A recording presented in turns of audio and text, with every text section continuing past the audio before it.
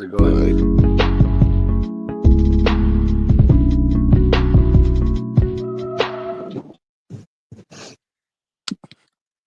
Hi, welcome to. Oh, better put a microphone on. Well, the latest episode of the Craig Talks to Who's Going to Have a Problem live chat show. And we're probably going to be speaking mostly about protests over the weekend. And the room, if I just put the names up, we have got people in the room to start with, and 4 of them are actually at Aberdeen on Saturday. We'll probably talk about that a bit. I've got Basil, who I've probably done about half the shows we've ever done. So Basil, I phoned Basil about 10 minutes ago. I'll own up to this one. I said, Basil, I've been on the go since Saturday morning. I've been running about daft. I've been driving and more driving, and I'm just about to arrive home to do a live at 8 o'clock. And now the protests I've been to, I don't have a clue of anything that's happened in the world in the last 48 hours. So you've got a choice. You either come on to the live and tell us what's happened in the last 48 hours, or you need to talk quick and tell me what's happened in the last 48 hours. So I'm glad to see you come on and he'll give us a bit of an update on the last 48 hours, Basil. So thanks for bailing me out, right? Because this is totally unprepared. Anyway, Basil, as a non-Scottish person who has just been witnessing what's going on in Scotland with the protests and stuff, what's your thoughts on it and what you've seen outside Scotland about what's going on up here?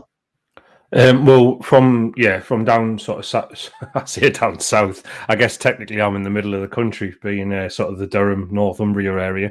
But yeah, I mean, what we've seen is that while these protests started off, obviously where the hotspots were, where the majority of the illegal migrants are, which is obviously down near the south coast. They've been spread across the country. They've been bussed into Glasgow, Aberdeen, Falkirk, and so on. Unfortunately, some horrific things have happened in Scotland as a result.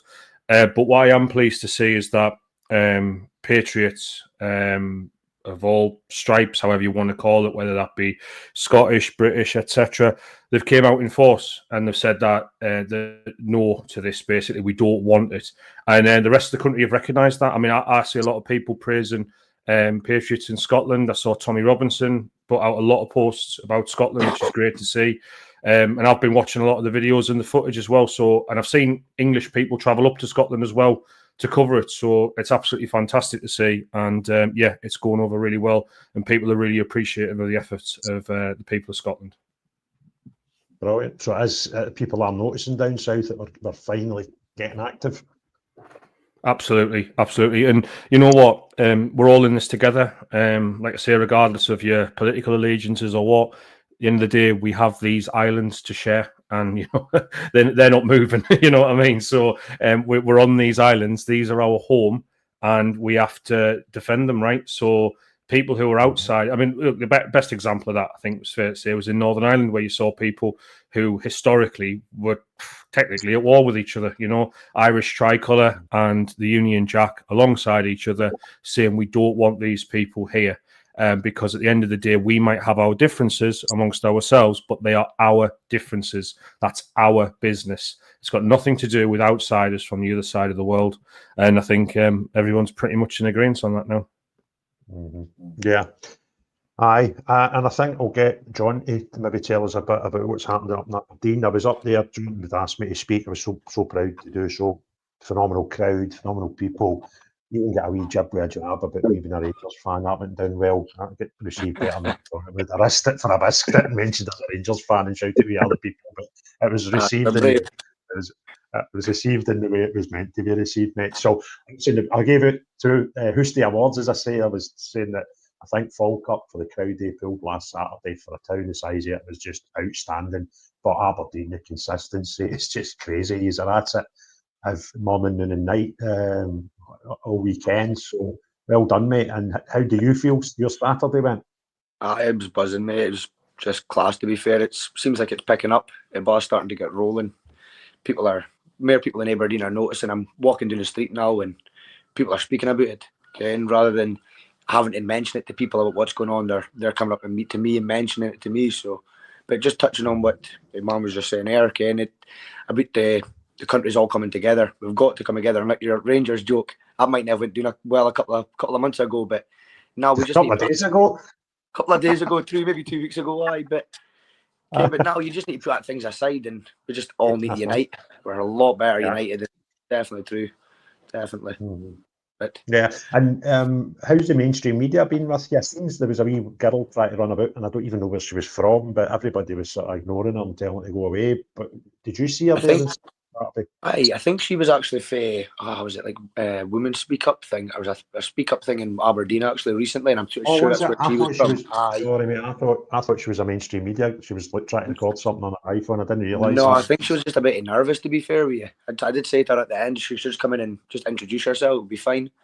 But we got there was a good write up for the Press and Journal. They put a really good, fair, honest write up. So it was quite good to be fair. Seriously? It was surprising. It was surprising, but it was good. I'm gonna try and get. I seen that as well, and I was shocked, to be honest, at the statement they put out. You thought it would just be far right gathering and everything, but they were actually, they were all right, to be honest. It's quite fair both ways, to be honest. Aye, definitely.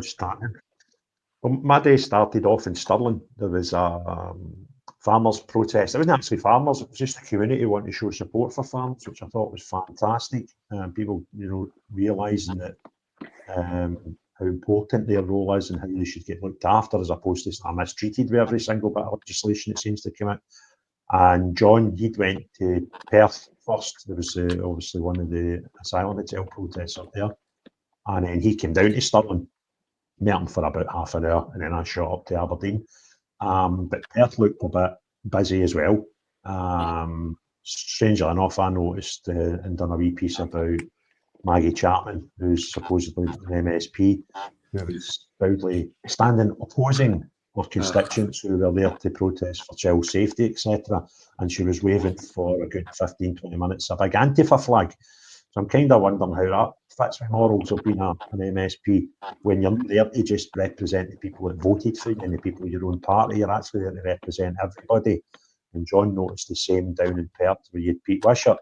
And he started calling him out online, and Pete Wishart started responding to John online, which I thought was equally as bizarre and he's an MP.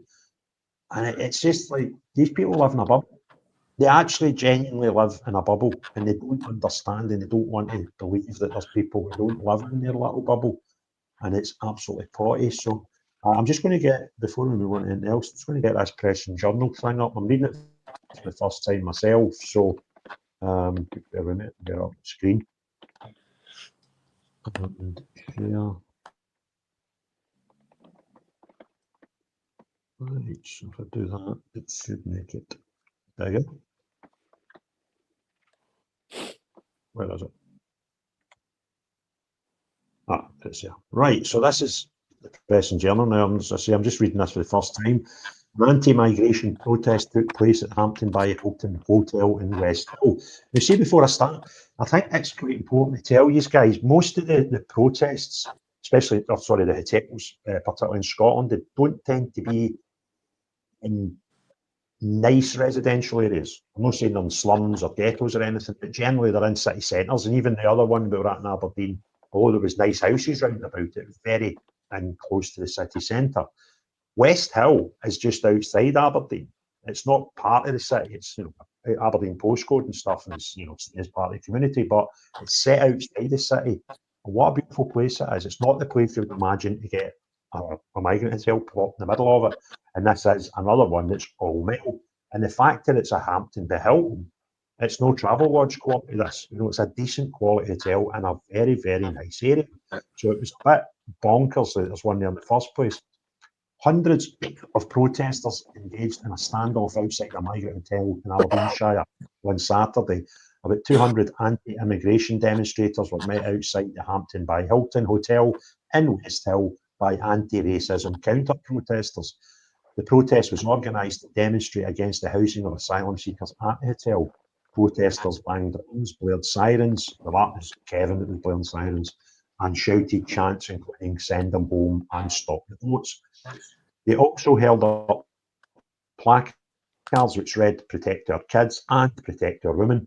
The group were met by significant, albeit, keyword here, smaller number of opposition protesters. This is it I like. We're still to outnumber the paid protesters. And I think because they're starting to get so many in the same day, they kind of are running out of ideas, because normally they go to one place and have it away with themselves. So anyway, separated by a number of police officers and a barricade, chants of racist and Nazi, counter-protesters displayed banners which read "Refugees Welcome." Officers stood in the middle while the two groups shouted across at each other. Those staying in the hotel rooms above can be seen watching from their windows. Interested onlookers also watched on from Straight Road while car drivers honked horns, though it's unclear which side they indicated support for. The fact that they were surrounded by people on our side would suggest you kind of knew who they were supporting. Anyway, if that's a small thing in their thing, we'll do it. It is understood there were no arrests. I'll come back to that in a minute. Hampton by Hilton Hotel was opened up to house asylum seekers in March 2023. The Home Office has said that 173 male refugees aged between 18 to 40, so no old ones, no women, no children, were to be given lodgings there. It's been closed to the public since, with security guards stationed outside. The clash comes as dozens, I don't know what it means, of salt fires were raised in Aberdeen days after demonstrations in England. The Scottish flags were raised on various lampposts around Great North Road area. They are understood to be related to an online patriotism movement called Operation Raise the Colours. I think that's really, really fair, guys, to be honest with you. I think that's a great report. Quite balanced, and yeah. That's because we're giving no reason to come out with anything, Ken. We're giving them no reason to come out with anything bad. So the only thing, if they're going to report it, they've got to kind of tell the truth now, because we've got so many independent people there recording. So lying's not going to work for them anymore. So it's easy to brand it.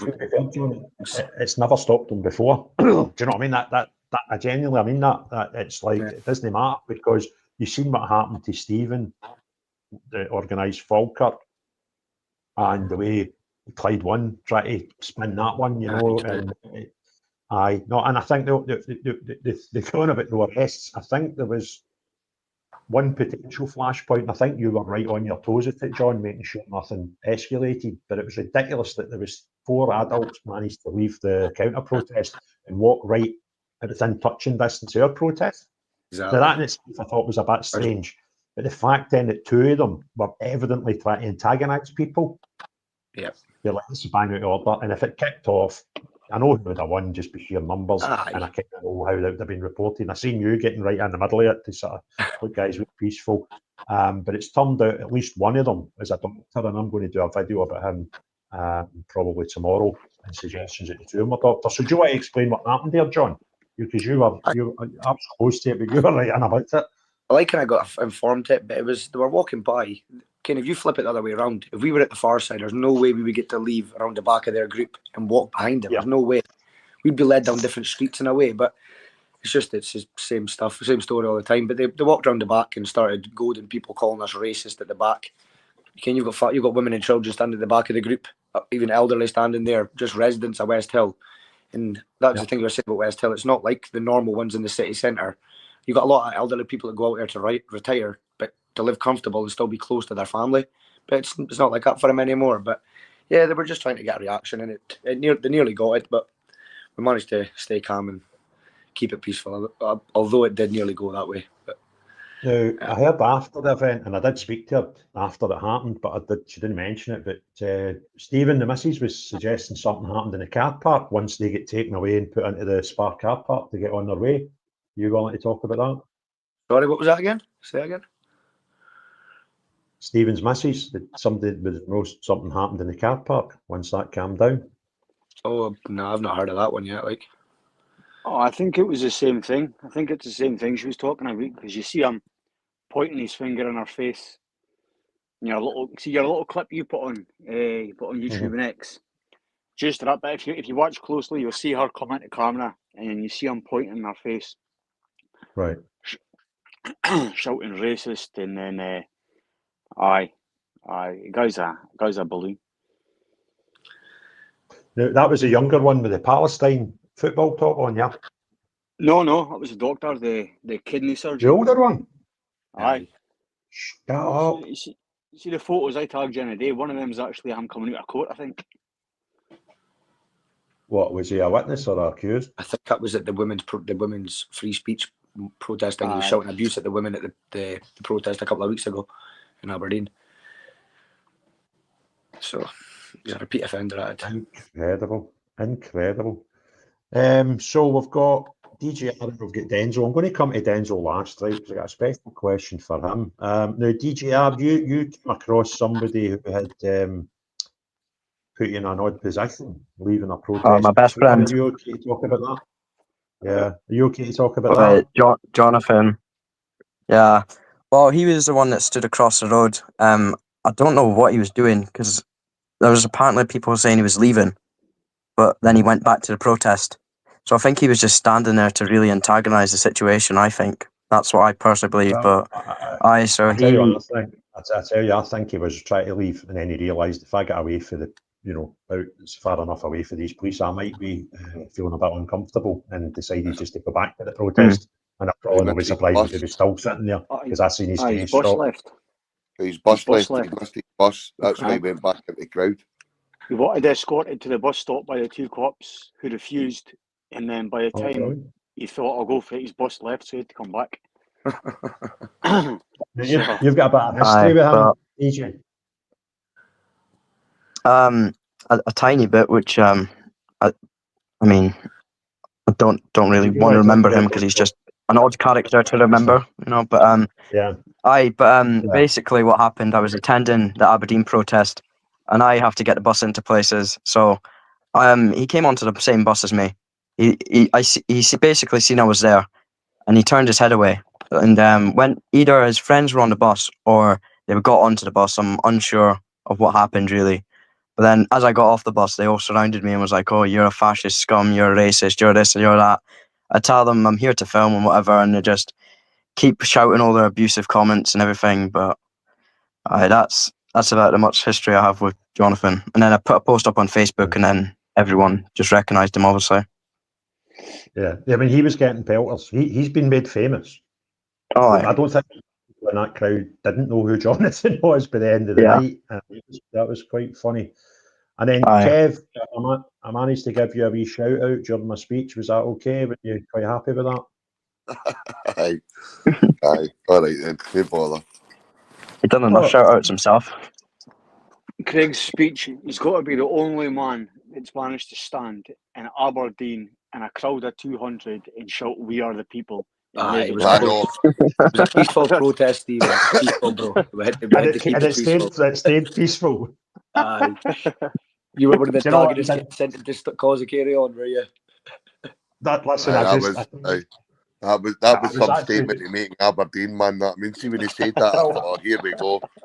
No, listen, it was to show how much things move on, right? That's it. For those who haven't seen it, I put out a video of the speech in it, and obviously most of you were there, but for those that weren't, I had said that I felt there was two awards had to go to Scotland, and one of them was Falkirk, just because of the sheer numbers, because the numbers they pulled last week were just phenomenal for a town that size. And the one for consistency has to go to Aberdeen, because they're just smashing it, right? They're just going for it. They're just like, find us another hotel, we're going there on Saturday, right? And if there's two, we'll have two protests, and we'll do another one on Sunday, right? They're just on it, right? They're a credit to Scotland, and they're really showing everybody the way. So I said that, and I think the consistency award has to go to Aberdeen.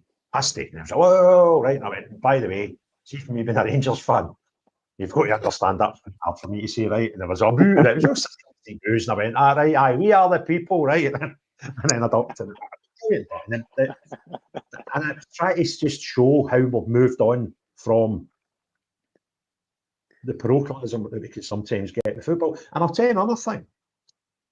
I don't know anybody up there's politics, but I think I'm willing to put a pound to a penny that there will have been people who are now you probably wouldn't have stood beside 10 years ago when the whole of Scotland was divided by your nationalist or unionist.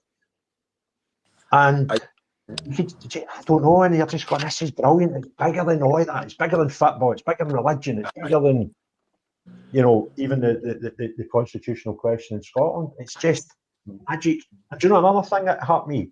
And I think I said to Kevin when we left, since 2014, I've not really recognised kilts soul tires and bagpipes is anything that identifies me anymore, because Same as me. the nationalists sort of took them and they just decided they're our emblems, and I was cool with that. You know, I didn't like have a big issue with that. It's like I just didn't know my thing anymore. But I tell you something got me on Saturday, and I was like, this is the first time I've really got, you know, that feeling you get when the pipes go, or I used to get when the pipes go and the drums go and all that. And I got it because you had done all that music and stuff, and I was like, it's all right to be proud to be Scottish. Do you know what I mean? It's all right to embrace the bagpipes. It's all right to embrace the saltire, because you can do that and still be a unionist. It's no the sole rights of people that are not unionists anymore. And that was, but I found that really peculiar. So, but that Aberdeen fans patting the back and cuddling me and stuff after seeing me out of Aberdeen, it was just brilliant. Do you know what I mean? It was a great thing, and I thoroughly enjoyed it. I was thinking about it. There was no chance I would have been buying Union Jacks and stuff a couple of weeks ago if it was just on the basis of fit man stuff. And you have to put that aside. I tried it with this first protest we done. I joined Rangers and Celtic pages, and I was on trying to get. It was Aberdeen was playing Celtic that weekend, and I tried to get other Celtic boys to come round. But I've been doing like a lead balloon arting. But as far as that go came, but you were on about the bagpipes and the Scotland flags. Well, 2014. I'm only 26, Ken, so that stuff didn't really come in it with me. The Scotland flag and the bagpipes have always meant so much to me, so that's why I just thought it was a crazy thing that people fan out with you for flying it. Just think it's mad. The room's getting busy. We're up a wee blether there, and I'm just looking around, and we've got Alan's joined us. Who else? There's AC. How you doing, Alex? And Gorilla, but Gorilla's not letting me add him because he's saying that his mic or stroke camera is not connected. So, who have we not spoke to? AC first. How are you, buddy? I'm all right, Craig. How are you? I'm very well, mate. I'm buzzing still for Saturday. Saturday was fantastic. Started in Stirling, ended up in Aberdeen, and spent the night in Dundee. So I kind of seen a fair bit of the country, mate. What about yourself? Unfortunately, I couldn't make it, mate. I kind of said to Stephen Rennie, I was going to do my best, but it was just never going to work. I never had the time, mate. I'm flat out there now. I can't get a minute to even get my dinner, mate, honestly. Yeah. No, that's understandable. Took a lot on, and I'm you've got to go. just ran off my feet, and I can't get a minute. And Saturday was just not going to work. And I was up for it, and I caught a few clips, but I was just on the move and had stuff on, so it's a nightmare. Do you know the amount of people asking you about you? Do you know what I mean? And John as well. And I'm like, this is nuts, isn't it? I'm not talking about one or two people here, mate. I'm talking about like maybe a dozen to 20, and about 200 people. That's kind of a lot. Do you know what I mean? And it's just incredible the amount of people that are tuning in to the whole movement, and people in that movement are starting to get recognised and spoke about by others. And there was one that was hilarious. So we women came up. Craig, loved your speech house. All right, thanks. She went, and by the way, where's John? I was like, oh, he's done Perth and then Stirling and then home, and I've done Stirling and then Aberdeen, so we kind of try to work out between us. Oh, I was desperate to see him. She said, I was watching that outtakes thing that you put up on Friday night with John and I on a podcast, right? And she's like, and he's just a lovely young man. That I'm desperate to see him, and I was in tears. And I'm like, he just went home, right? He's crackers. So, it's and the amount of people asking about you, John, and whatever. It's magic, mate. It's absolute. It's a whole movement thing that's happening. It's really, I think, really powerful, mate. Well, we just need to make sure we stay on the right side of history and get it right and no mess it up. Yep, that's right. And get the result. So, how are you? I'm all right, mate. I'm tired. I'm feeling it. I've got a really, really busy week, and then I'm away early September for maybe 8 or 9 days, maybe 10 days. And then I'm back here. I'm just, don't know. Can't get a minute, mate, honestly. My head's wasted. You just need to say no sometimes. Can I? That's the problem. True. It's difficult, isn't it? So, Alan, you've popped up. How are you, Alan? Houston, We have a problem. What's that, buddy? Hey, I'm spot on. Thank you very much. How's everybody yourself? Average. Bang average. Everybody. How's everyone yourself? Tired. They're all well, mate. They're all Magic. Hey, what a magic protest that was. Hey, yous up, Craig, especially you coming up to speak. Kev, coming up and giving us your support. Brilliant. Couldn't have asked for more like that. You took a time and effort out your day and you gave us our voice. So a big up respect to you like that. Humbled to be invited and asked to speak, Alan. It was a pleasure, and I really enjoyed it. And it wasn't one of my longest speeches, but I fair enjoyed it. The reception was great. And what I will say, the irony of what you're just after saying, though, is I was invited up to speak, and Kevin said more words during the protest, I think, than anybody else up there. Every time I was somebody, he's got himself. He didn't get off the microphone. The megaphone. All I could hear was the back of my gun. Get them here and send them home. I was like, magic. But I'd got a couple of good interviews. One with a Polish woman who came here legally. Yes. And one, Aga, I'll tell you a story about her, folks. The protest we did up at Maastricht, the Langstraat, we blew the amplifier. No, sorry, the generator. So we had no power for the speeches for everybody to have the talk. Then Aga, she came to me, she says, do you want power? And I'm like, that would be brilliant, my darling. If you could give us power, that would be excellent. So she went into the Polish shop, managed to get us power so we could have our protest. I didn't know that was her. Was that because the amplifier was struggling to understand you? Yes. It was a non-boring amplifier. They had AC, not DC. They always can't understand us. We speak too fast like that. I've spent long enough in Aberdeen, mate, to understand. But anyway, out of the whole precinct, there was about 4 or 5, 6 shops open. They were away to shut in 10 minutes, and she managed to give us power for 30 minutes from closing time of her shop, which was unbelievable. Well done. So we've had a good bit of chat about Scotland there, and so could you give us a maybe update of what activities were going on down south this weekend? Because I say I left the house Saturday morning to get to Stirling for lunchtime, and I literally came in here at 7:45. So sorry guys, I've just been taken back by a very, very awful video that I've posted on Twitter. If anyone wants to watch it, it's from Dundee. I don't know if you've caught it. 2 little girls were being recorded by a migrant.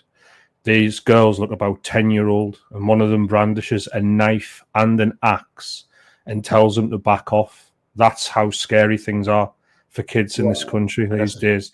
Honestly, she looks about 10-year-old, and she brandishes a knife and that's. I'll just put this up on. Who's letting 10-year-olds out with knives and axes? But how terrified must they be that they're having to do that? I mean, the guy is a migrant when you listen to him. I'm terrified listening to that as a parent. You know what I mean?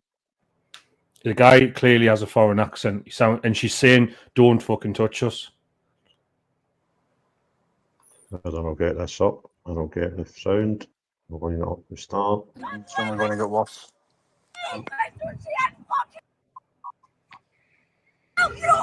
Yeah, she had a knife. I'm fucking 12 me. You're fucking batting kids. Why are you fucking with her? These are fucking kid bashers. Show the knife. Show the knife. Show the knife. Away from her. Show the knife. Show the knife. Don't touch her. That's it. That's it. Show the knife.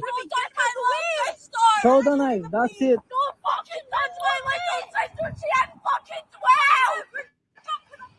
We ain't gonna fucking touch you. She's fucking 12 and you just battered me, mate. You ain't gonna fucking touch me. Yeah. Show the knife. Maratha. Don't touch her gun to me. Don't touch her. It's just insanity. I'd like to see the unedited video. That's clip. Crazy. On so many obviously happened long before that. And it seems to be the migrant that's doing the filming. Aye. And the posting. Sorry about that, guys. I know that wasn't what we were talking about, but it just took me aback so much just saying that little. I mean, apparently she's 12-year-old and she's carrying those weapons around. I'm like, I'm in my 30s. I've never carried weapons around like that before. You know what I mean? It's just insane. And that was in Dundee, apparently. Oh, shows how tough that 12-year-old little girl is. As I'm saying, she knows you can see it. Unbelievable.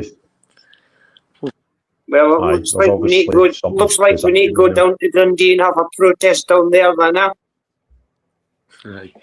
Well, I'll tell you, you were in Dundee for about 10 minutes from me last night, Denzel, right? Aye. And when, for those that, just to explain, guys, somebody's talking in the background. It's got a mic on. So Kev took his scooter to Dundee. I met him in Dundee because I was staying in Dundee last night. Went to Aberdeen in my car, came back down and picked his scooter up at the hotel I was staying at. The hotel was in like a trading estate, and there was like cinema, McDonald's, KFC, the usual, everywhere was fair. And when we came into the car park, there was boys in electric bikes and all that carry on. It was like a wee bit jungle-like, to be honest with you. So Kev went away.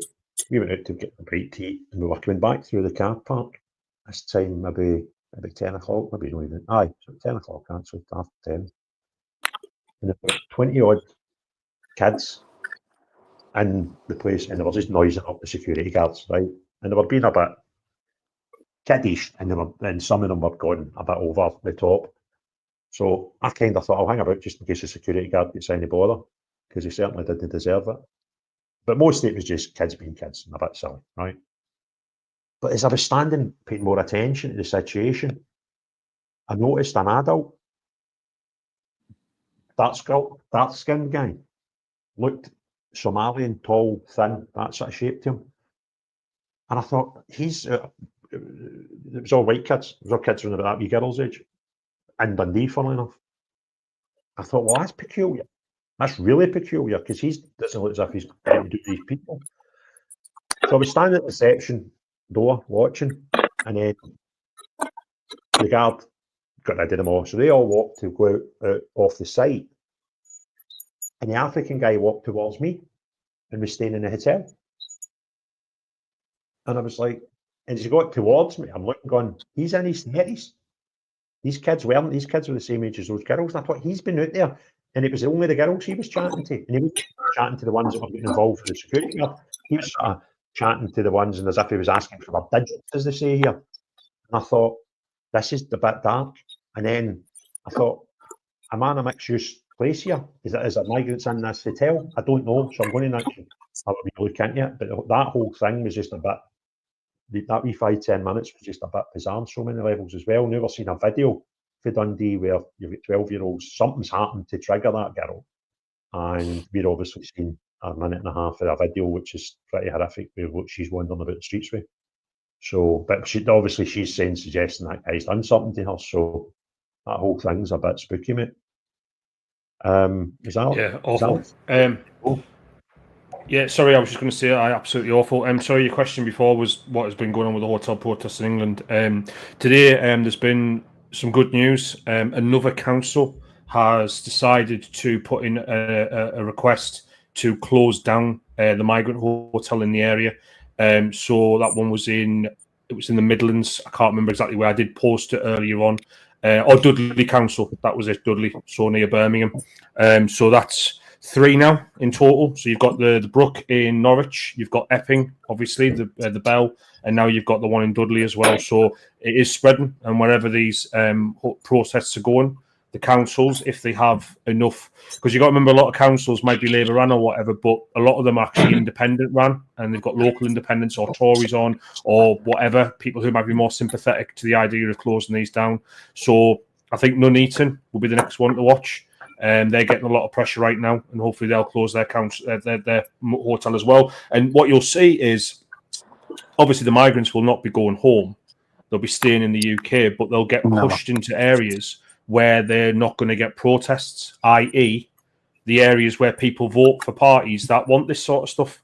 So maybe they'll get a bit of taste of their own medicine, and I don't say that, See what you're saying there, mate, that about them not going home. They won't go home, right? The reason being, they're backed by the Human Rights Convention, and what's going to happen is this. I wouldn't be surprised, and I wouldn't put it past the authorities to actually be orchestrating the closure of these hotels, right?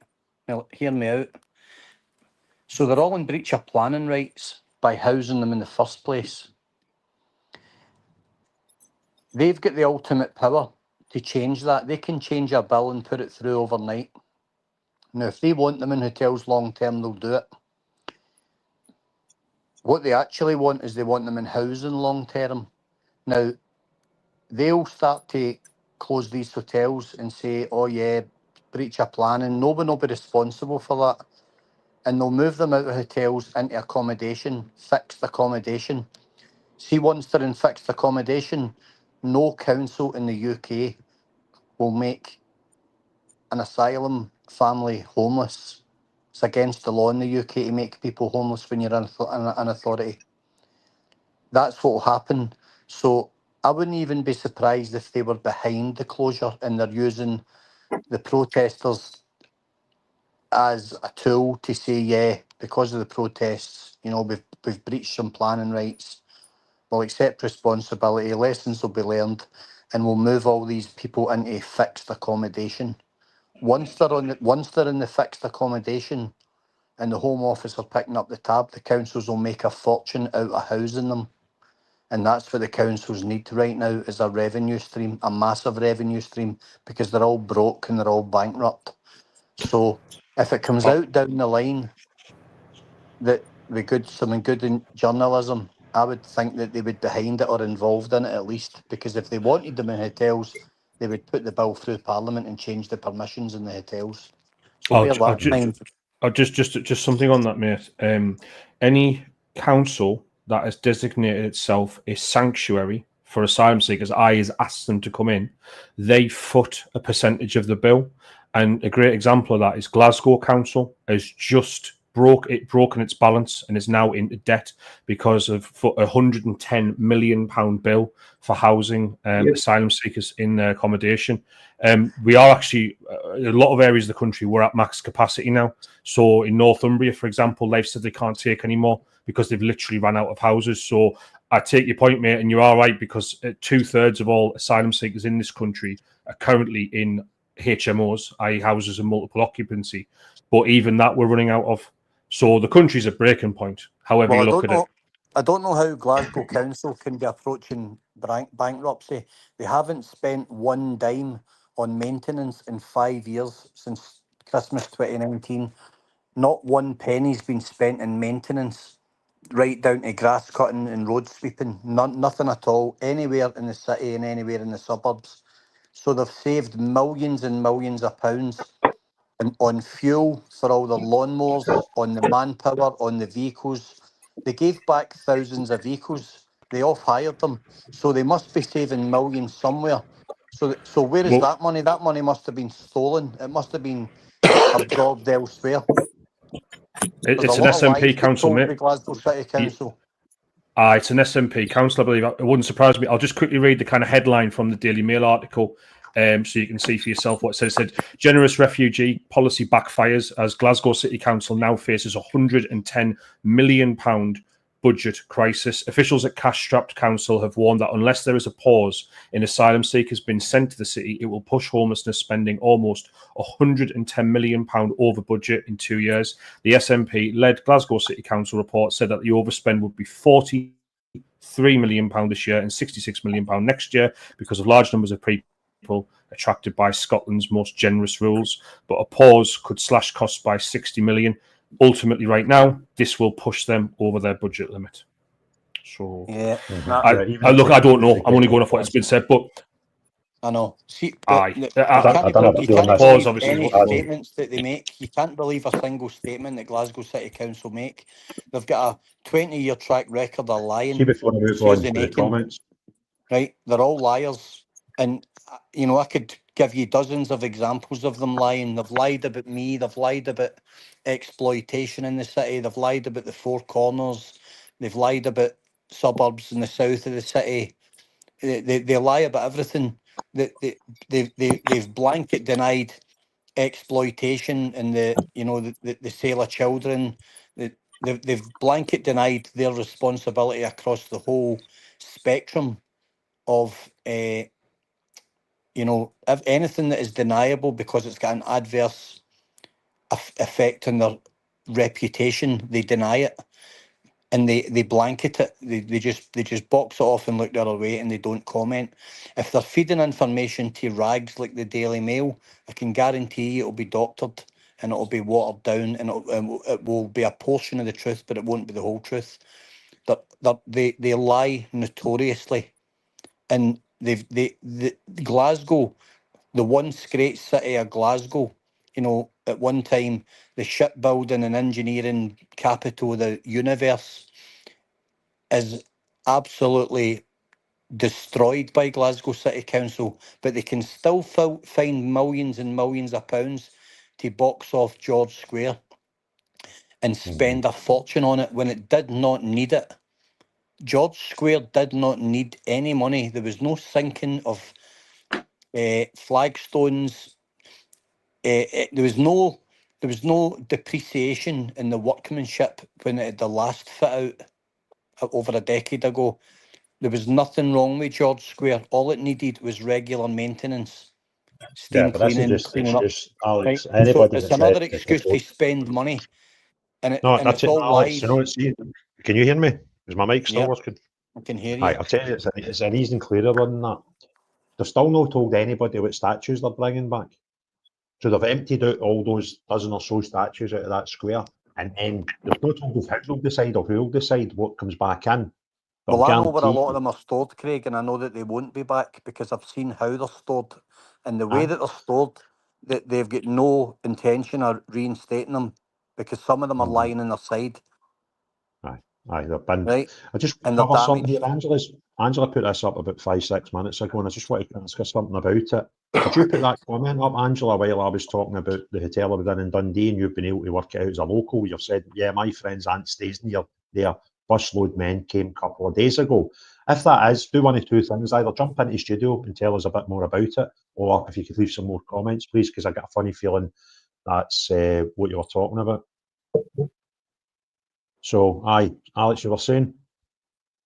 I'm just saying that they're a very, very dishonest council. I know a lot of people in it, and that they can't wait to leave. They're coming to the end of their tether. They're coming to the end of their working life, and they can't wait to get out the door. They're held over by contractual pension agreements and stuff like that. And if they walk, they lose fortunes. I understand why they're staying. They don't want to be part of it. There'll be a lot of whistleblowers coming out the woodwork in the next couple of years that will be happy to throw people under the bus. The corruption in that council's on an astronomical level. They've got a diabolical track record of addressing anything. Half of the city is subpar accommodation, and it's really, really, really gone well beyond the threshold of what's acceptable. So where is all the money going? Where is all the council tax went? The Glasgow roads are amongst some of the worst roads in Europe. Street lighting, crime, everything. The failure to service the soakaway system in the city, the drains, everything and anything. And they're tied to Scottish Water and those things, but they all work together. It's maintenance, and the city's not had any. That's why it's a very grimy, dirty, greasy city. Just walk through it. It's disgusting. The weeds are a metre high at the roadsides. All the underpasses around the Kingston Bridge are an absolute eyesore. They're a disgrace. You can't drive through the city now, and it's hard to avoid punctures and potholes and debris on the roads. It's a diabolical city. Alex, I was talking to AY Audits. He came on and done a wee half hour with me, I think it was Wednesday or Thursday, and he'd recently been up to Scotland and done a tour of the hotels up here. And while I was talking to him, I said, have you been in Glasgow before? Because sometimes I said to him, it's like when you've got your own kid and you see him every day, but an auntie or uncle see him every few months, and they, oh, you've grown up so much, son, and all that carry on. It's similar. What did he feel? And he said they'd been here 7 years ago and couldn't believe devastation in the place in that short time. But incredible. I see now Sean's turned his camera off because he was getting tore into some donuts or something there. But he must have thought he was off his screen. Nothing Guys, was reinstated after COVID, Craig. None of the maintenance in the city. Only the flagship parks get the revenues, and I mean the absolute flagship parks. They stole half of the parks down at Oatlands. They boxed them off, and they're regenerating housing on them. Their parks gifted by the people, gifted to the people. They're stealing. They're selling off the parklands, and they're building and developing on it. There'll be nothing left. Go to Victoria Park and look at the state of the pond in Victoria Park. It's toxic. It's filled with toxic algae, and it's had no maintenance. And just go and look at the other parks, and then go and look at the flagship parks, like East Renfrewshire, Rook and Glen. Look at the money that's spent up there. The grass is like a bowling green. The plantation, the money spent in flowers, seasonal flowers. It's all, everything's by postcode. All the revenues dispersed and allocated by postcode. And all the parks in the East End are all defunct. All the parks in the North Side are all defunct. Down around the Gorbals. It's shocking. But it's so blatantly obvious how they allocate the money. And people like Susan Aiken should be facing criminal charges. They certainly shouldn't be getting a pension. Alec, due to bail conditions, I want to cut this conversation about. Guys, can we just watch what we're saying about this? I don't want to get drawn into a conversation about it because of my bail conditions, right? So maybe just. What did Sean want to ask? What did Sean He'll want be to ask? asking about the Rangers. He'll be asking about St Mirren Rangers result or something. No, I wasn't even going to mention it. Go, Sean. I've been scared to open my phone. Sean, can I ask you one quick question before you go on to your point? When's the podcast coming out on here? Be Saturday or Sunday, Craig. I'll let you know, bro. Right. Right. I'll ask Alex this first, right? Alex, see when I was a wee guy, right? I used to go down to the ponds and stuff, right? And there used to be hundreds and hundreds of tadpoles, like hundreds of them. I don't see that anymore. I couldn't tell you the last time I've seen. No, you won't see it because the water quality is now not what it was, and the aquaculture. So every pond had a park keeper, right? Like Barshore was a famous pond, and all the park keepers had a job to do. What's all that background noise? I don't know. I'm turning muting. It's actually Fiona, my missus, on the hanging out the camera. All the parks used to have park keepers, right? So they done away with all of those jobs to save revenues. They done away with all of that expertise. All the plants for planting, all the floral boxes, everything, all the grounds, all the gardens were all reared by hand from seed. That was a skill set. All of that's been done away. Generations and generations of true park keepers with a skill set that gave us some of the most beautiful parks, in the whole of the country. It's all gone because they restructured their budgets and they've done away with all that. Now all you have is guys that go around spraying weed killer off the back of a quad, highly toxic paraquat, stuff that's extremely toxic to the water table, to the river systems, to everything. Hence all the streams. Glasgow had one of the most polluted burns in the whole of Europe, called the Mollendiner Burn. Mollendiner's now tunnelled beneath the city. It's a famous stream, and most people don't even know of its existence. And at one point, you couldn't even touch the water. It was that toxic. But it's been cleaned up over the years, but it's still nowhere near what it should be. So the Kelvin, all of these rivers are all suffering because of what's running into them. The drain system, the rainwater system that would soak away the city. That's why the city floods now, because everything's filled with silt. These organisations like Scottish Water, they're saving tens, hundreds of millions by not doing the maintenance. And that's why the city floods. The city's gone, Sean, right? The city is gone. It will never, ever be a nice city again in our lifetime.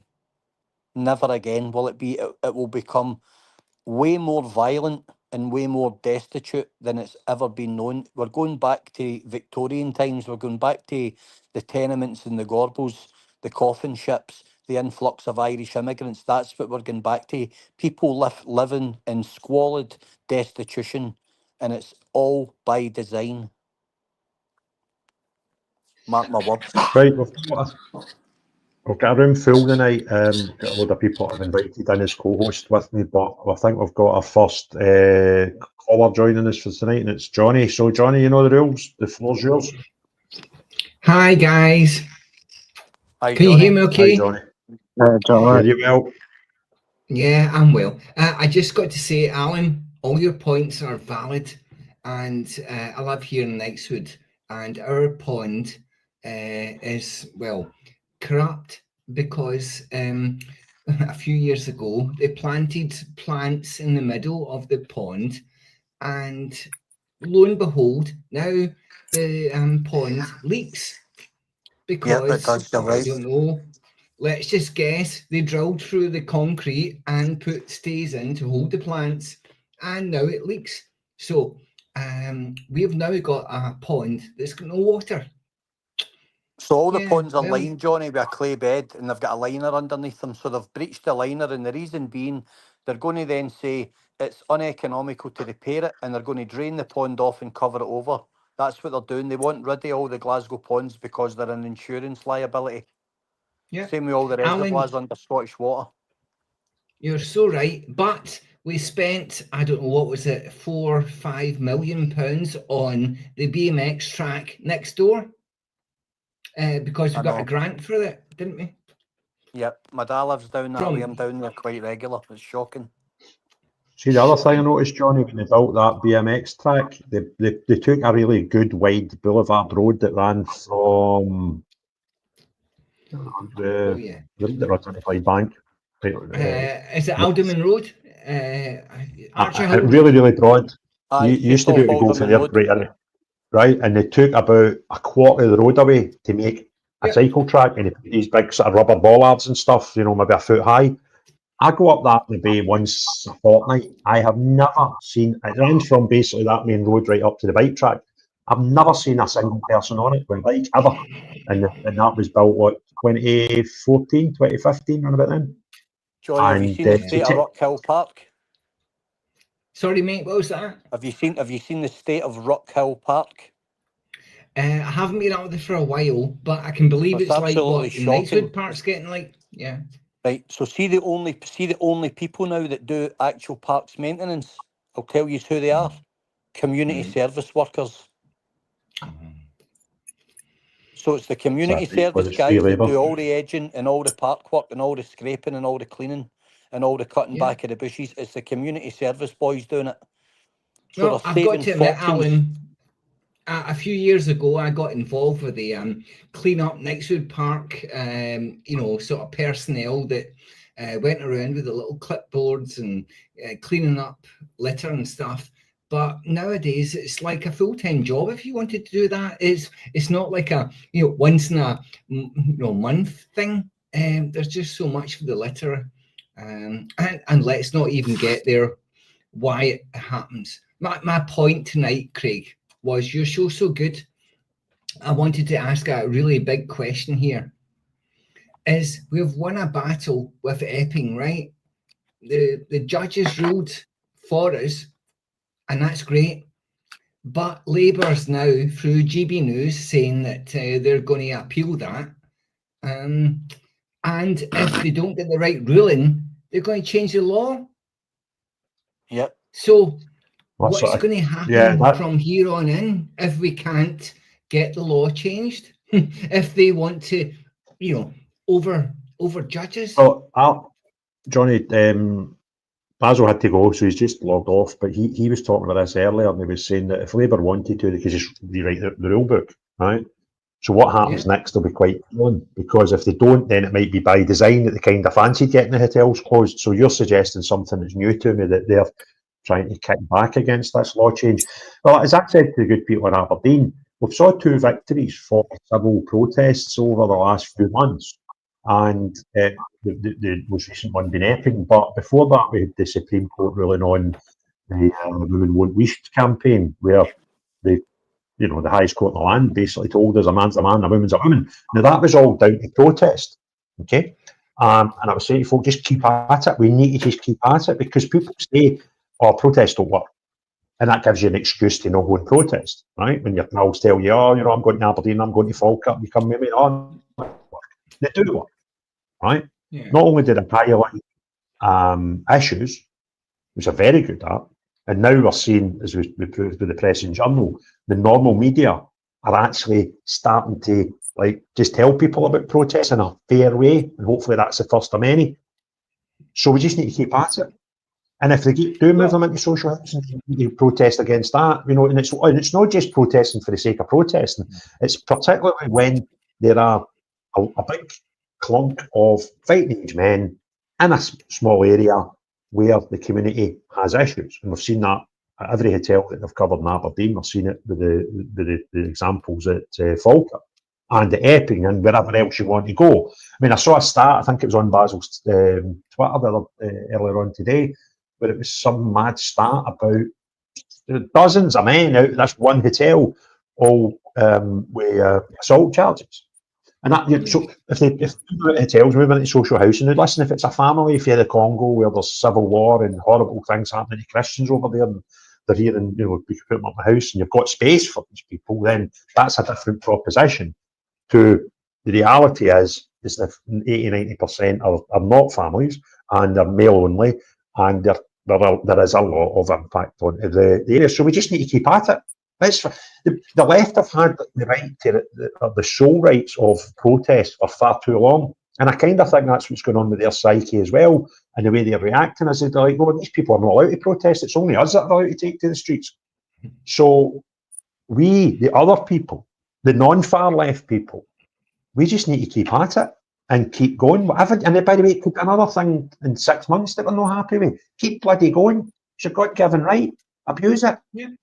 Well, I wouldn't call myself. Sorry. Carry on. I wouldn't call myself far right. I'm just a normal Scottish guy with a family and kids, and I just want that to continue for my kids. But what I'm worried about here, what I'm worried about here is that Labour's going to change the law. They're actually going to shift the tables on us and make all this disappear. They might not. Well, we just need to get louder. We need to get more active. We need to get more numbers. Exactly. That's it. You know, it's kind of, we don't stop. We don't stop. Well, look, we'll get two more callers joined us. First came in was Excel, so we'll go to him first, and then we'll go to Danny. So Excel, you have the floor again. How are you? Houston, we have a problem. Very well, thank you. Right, I want to just report. I've been for a walk a few hours ago in a place called the Garscube Estate. It's part of University of Glasgow's veterinary faculties and facilities. Now, what I noticed was very strange. In the student accommodation was a lot of Middle Eastern looking people coming in and out, mostly women and children. So I think we have a bit of a migrant accommodation going on there. But unfortunately, I left my phone at home on the charge and went unprepared. So I'm thinking I could go tomorrow with the camera and see if I can pick up any evidence and document the situation. That's just what I wanted to report. That's, I think, another issue. So what you're suggesting is a possibility, right, that they may be moving migrant families into student accommodation on the campus of the university, because that's a big step. That's what I think is going on, because, however, students will start returning around mid to late September, so it seems to only be temporarily. But from what I could see, it's mostly was women and children, and I only saw 2 men in robes, but other than that, it's all majority women. So make of that what you want. Yeah, I think it's something that certainly could do with some more investigation. Yeah, I agree. Kev, are you up for that? Sorry? What's that? I'm saying, Kev, are you up for that? Glasgow's. I don't do Glasgow because it's too far for me. Big does that one. It's funny you mentioned that. I've been doing a bit looking into see the guy that owns the Cladden Hotel in Falkirk. He actually owns that building at the back end of that calendar business park that I pointed out a few weeks back there. And that is actually housed right next to a nursery as well. Wow. And that's actually getting, it's been given planning permission to convert it into, don't quote me, I think it's either 118 or 180 single rooms. So I'll speak to you off camera on this one, Craig, because I want to talk to you about it, but I'm not want to say it on the publicly, but that one needs to be looked at. And I've just found out as well tonight, there's another place I'm actually maybe going to go out tonight, or if not tomorrow, another place in quite an affluent area in Edinburgh, Oxgangs. There's a hotel housing these people as well now. So, look, whatever area you're in, do you know what I mean? Just like that gentleman exiled was talking about there a minute ago. Do you know what I mean? And you see these things, just pull your phone out, document it as you say, and just put it online. We've all got a part to play in this. It's not about one person doing it, but it's all about us all taking part and highlighting these issues. Do you know what I mean? So we've just got to keep, as you say, Craig, we've got to keep doing, we've got to keep doing what we've got to do, because we can't keep going on like this. Yeah. Just before we move on to Danny, I'm just getting something flashed up. I can only get 10 people onto the screen at one time, and I'm conscious there are people trying to join. So if anybody's anything else to do or whatever, just we can start recycling people. So Danny, how are you doing? I think you're a first time caller. The floor's yours. I am, mate. I am from the good old England, boys. It's some strong Scottish accents in here. I love it. Don't worry about it. Don't worry about it. No, I just wanted to raise some positivity, boys. Like, we're making a move. Like, at the end of the day, I've literally been worrying about this for a while. With the immigration and stuff, I've got daughters that I worry about every time they leave my house. I've got grandkids that are coming into the world now. I'm only 37, but I ain't leaving. This country ain't changing for my children. It ain't happening. And I think and Keir Starmer, like, let him change the laws. Once we get power, we'll make his own laws. Like, we can play that game, and they want to be very careful at doing things like this, because it's not very easy to practice what you preach all the time. So let's just have some. Let's just keep it going. I live in a place called Wakefield. I don't know if you've heard of it. I went to my first ever protest 2 weeks ago, and I went again this week, and I'll be going every week. And I'm off to London on September 13th. I never got involved in protests ever. And at the end of the day, like, you can see the numbers grow. You can see that people are, and Keir Starmer, let him carry on. Like, these people, look at Angela Rayner, like, she's literally just been exposed for buying her third house of like 800k when they're coming down on people that have just got two properties, that like normal people that are just trying to make a bit of money and live and like make something of themselves. They just can't. The hypocrisy with Labour is just, they're showing it to the country, and the more and more that the pushback against us genuine concerned people, we ain't far right at all. You should be proud of what you are. Why can France raise their flag? Why can Germany raise theirs? Why is Palestinian flag more acceptable in England than the England flag is? Like, it makes no sense at all, and it's just an agenda. But you can see the tide is turning. You think we would not be having this conversation 5 years ago?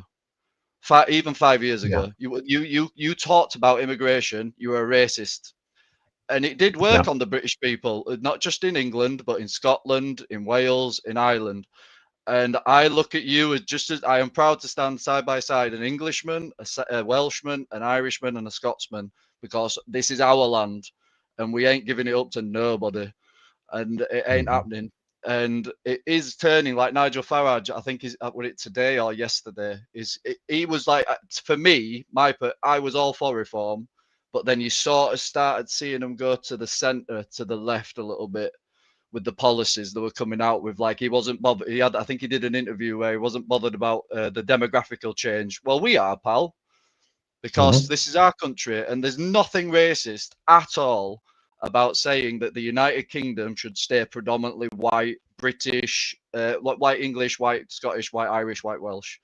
Because at the end of the day, I would say the exact same for Nigeria. It should stay predominantly Nigerian black. It should stay Japan the same. Like every country should stay predominantly its nation. Like that is just not racist at all.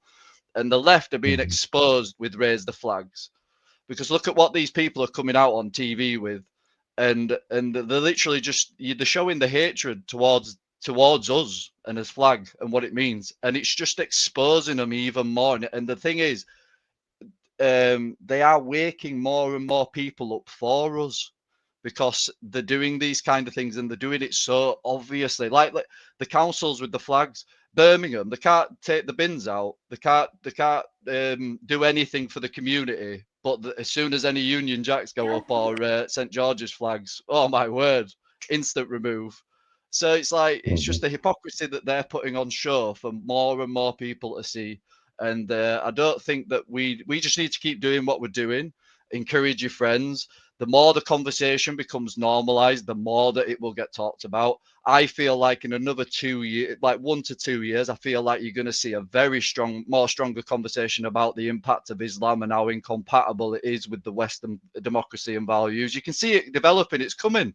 And Tommy Robinson, to be fair to the guy, I've followed Tommy for about 8 years, and I have literally been bedded down by people around me that are just like, you're just insane. Like you're not, and it's like, just look at it for yourself. We are one thing that I've got to give criticism to myself and the people around us is we're just a bit lazy on just looking under the cover.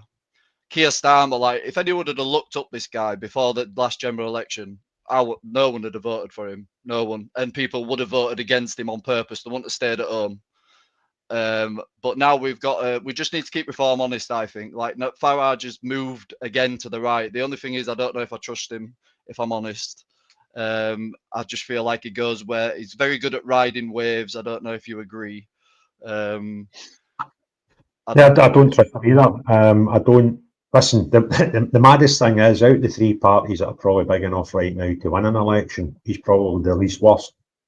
True, but that's ridiculous, isn't it?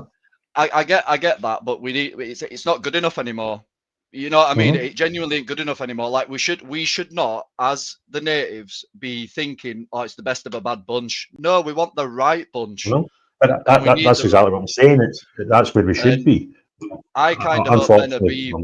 I hope Ben Habib sort of takes off a little bit, because I do like Ben Habib, and I hope Rupert Lowe joins. I think Tommy's joined it. I think I'm not 100% sure about that.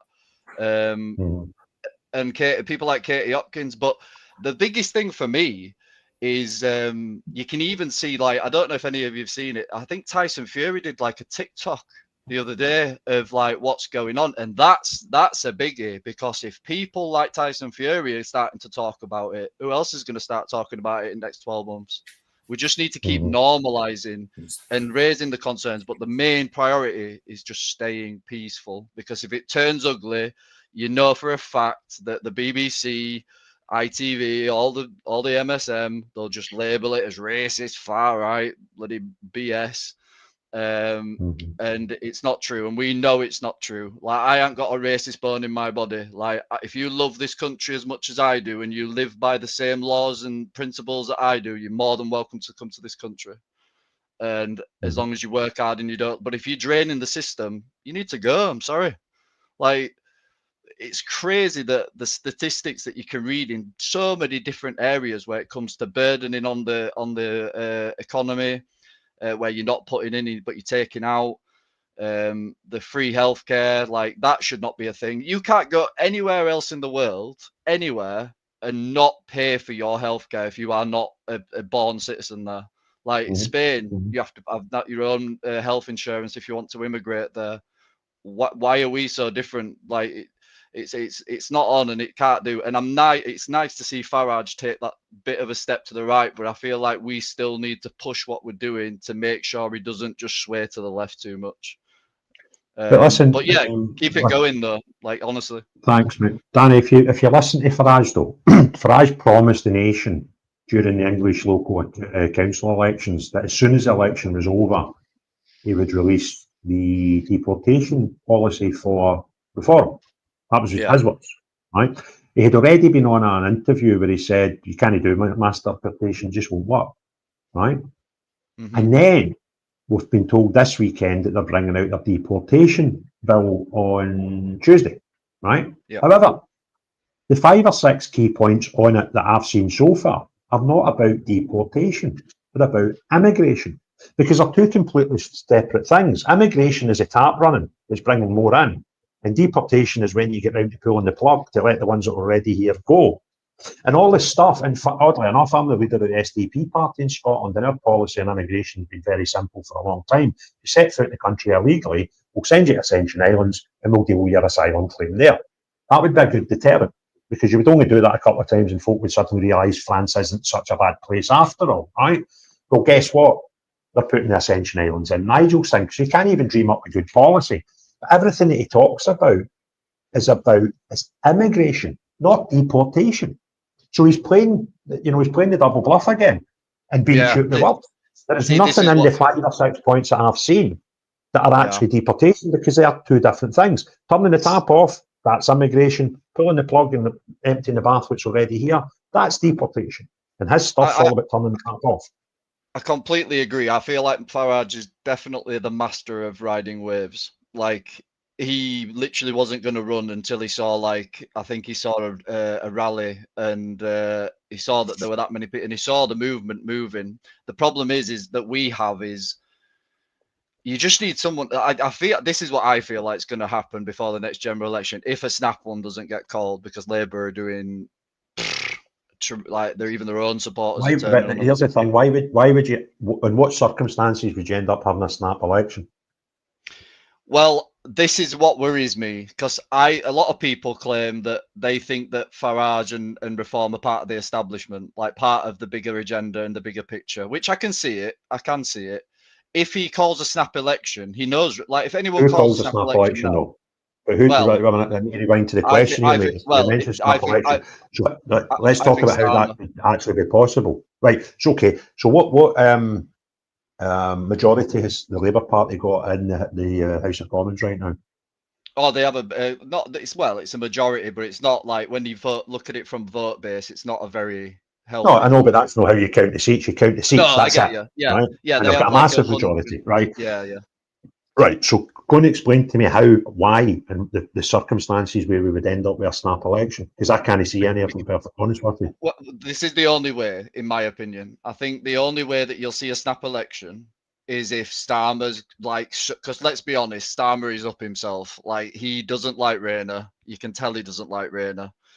And I feel like he is that in himself and full of himself that rather than let them get voted out by Labour, I think he'll call a snap election, because he's that kind of person. That's the only way I'll see a snap election, I think. I don't, and I'll tell you why. It would take somebody with a set of balls to do that, right? And I've noticed something with Starmer. I've never seen him as being particularly inspiring, right? But the person I've seen as a leader of the opposition, and the guy I see in front of me now, who's meant to be the most powerful man in the United Kingdom, is two separate people. The body language, the stuttering, there is nothing there. And it's almost, and I'm going to talk hypothetically here, it's almost as if he's actually saying someone else's words. Yeah. And he's really nervous. He says he covers his instructions as he should. You with me? So yeah. I don't believe he would even have the power to make those decisions. Right, and I kind of agree with that. That could give us, because I think that happened to the Tories, because they had about 16 prime ministers in the space of 4 weeks, not so long ago. And I'm sure one of them called a snap election just rather than get, voted out by his party. So that kind of thing can happen. But I don't think Starmer's the man that would do that. I don't think he's going to go nuts to do stuff like that. I kind of hope it doesn't happen, because we need the momentum to go. Someone will pop up. I don't even think we know who this person is. I think that someone is going to pop up somewhere and they're just going to take and wait, because the problem we've got is with Labour right now, they don't want to talk about the real issue. The left in general, not just Labour, the left in general do not want to talk about any of the real issues. And the more and more they don't do this, and they shut down debate, and they do this online policing and all this, and watch what you say online and blah, blah, blah, it's just going to radicalize more people to the right more. That's all it's going to do. And the problem that we've got is we don't want to go to the extreme right. We want. I'd say my politics are more centre right. Like I'm a nationalist, but I'm not extreme. Like I don't want. But at the end of the day, how far do you think the conversation's going to be before it's rather than stop the boats, it's going to be sink the boats and stuff like that. That's where you don't want it to go that way, but it's going to go that way because we've got absolute cowards in Parliament. I'll tell you where I am in it, Danny, right? When I was up in Aberdeen at the protest on Saturday, I managed to get interviews for my podcast channel with two females, one who was Sri Lankan and one who was Polish.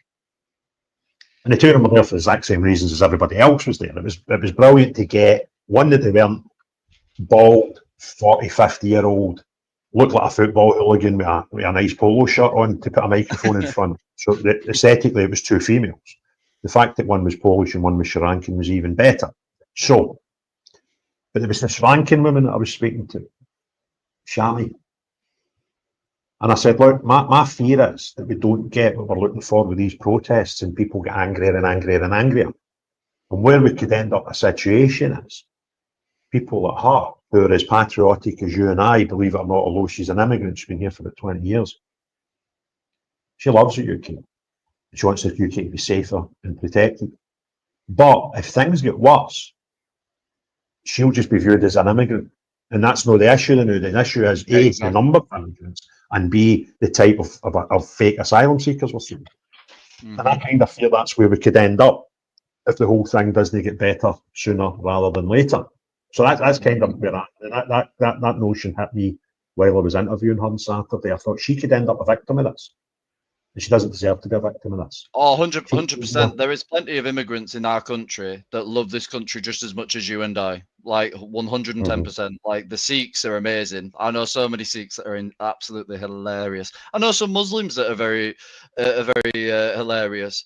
The problem is with the Muslim faith, in my opinion, is they're not very good at calling out the bad of their own, if that makes sense. Like if we see a white British man or any sort, whether he's from Wales, Scotland, or England or Ireland, if we see like a paedophile, that we would literally hate him just as much as any other paedophile anywhere in the world, because that's just how we operate. That's how we think. That's how our values are. It's our culture.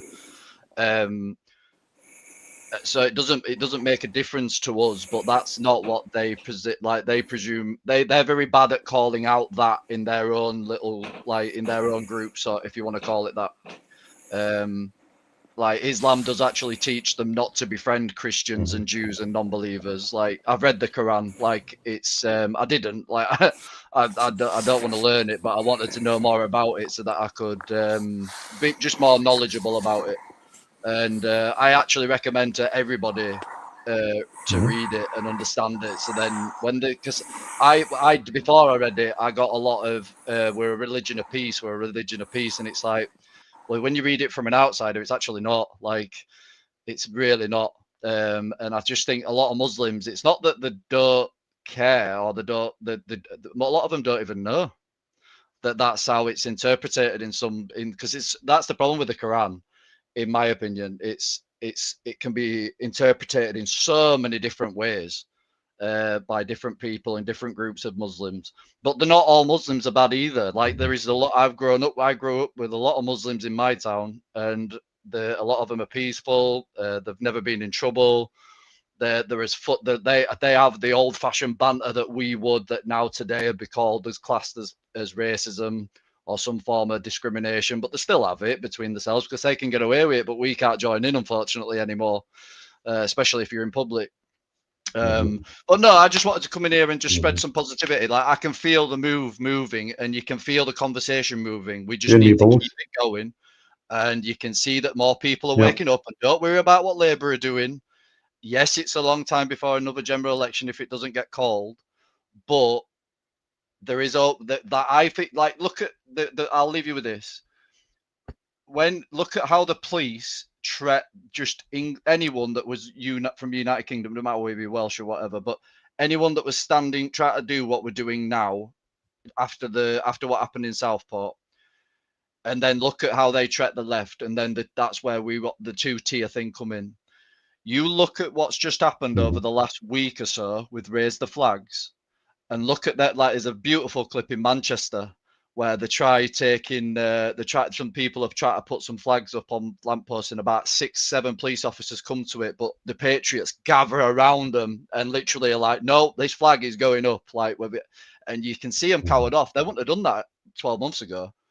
They'd have just called reinforcements in and ragged you all out and arrested half of you. So, and this is why they were scared. They were scared of the ethnicity kickoffs, and I think now they're realizing that the people of this nation are actually awake, and a lot more. There's a lot more of us than there is of anybody else right now, and you need to sort of calm that hand down and realize that we are who you work for, within the reason, obviously. Like, you've got to be fair. But I feel like you can see the heavy-handedness has got a lot softer from 12 months ago. So you can see in so many different ways that the pendulum is swinging and it's coming back. And it's just because I think it's just because we got complacent, to be honest, and we let people infiltrate certain areas of his structure that have used it to their advantage and to bend it to their will. But we're waking up to it, and there is time to save Britain. While ever we be and while ever we're here, we'll always fight for it. And Starmer will realise that eventually, probably when he's no longer in Parliament, because he's not a politician, he's a bloody human rights lawyer. But at the end of the day, there is hope, and you can see it moving. Let's just keep it peaceful. Even if, like, they're trying to provoke you, let's just keep it peaceful, because I feel like if we can keep that part of the movement going, where it's just peaceful but getting bigger and bigger and bigger and bigger, there's no stopping it. Like, it's going to happen, and we will get what we need and what we want eventually. Like, let's hope reform are the answer, but I do feel like something else is going to come in the direction. End of the day, I don't understand Farage, to be honest, in a way, because the mainstream media are never going to back him. They're always going to slate him. So just forget him. Donald Trump, look at Donald Trump. He literally just said, this is what I'm doing. This is what I'm going to do. There, and there with these problems. This is my solution. Vote for me or don't. And he just went round and promoted it. And guess what? They backed him. Is it the Holland guy? Is it Geert Wilders? He did exactly the same thing. So you can't tell me that you've got to sugarcoat to get some lefty votes. If you just are honest about what you are going to do and you implement it, that's why I've got to give Trump his credit. Yeah, he's probably not the most, like, he's not the most cleanest of guys, but who is? No one's perfect. But at least you cannot tell me that he hasn't gone in there and he's doing exactly what he said he was going to do for the American people. His job isn't to appease everyone else in the world. He was voted in to make America great again, and that's what he's doing. And we need the same thing. We just need someone with a backbone, a big British heart that cares about it's what we care about, and he'll win. He'll win. It doesn't matter. He'll just win because people, if it's authentic and there's no BS there. But the thing with Farage is I just don't trust him. But I'm hoping that something just pops along that we can all get behind, and it will come. I promise you, it will come. We just got to keep going. But I need to go. But thank you for having me. You come up for breath, mate. Yeah, and have a great evening.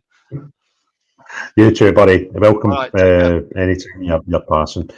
Sean, I've got a few people joined before Sean's came back in and out, but Sean's been in and out. I think he might be having some IT problems. So we'll give Sean the floor first, and then we've got Bobby, and then, well, two Bobbies. So I will need to refer to one as Fat Bobby, and the other one is Bobby. So, Sean, how are you, buddy?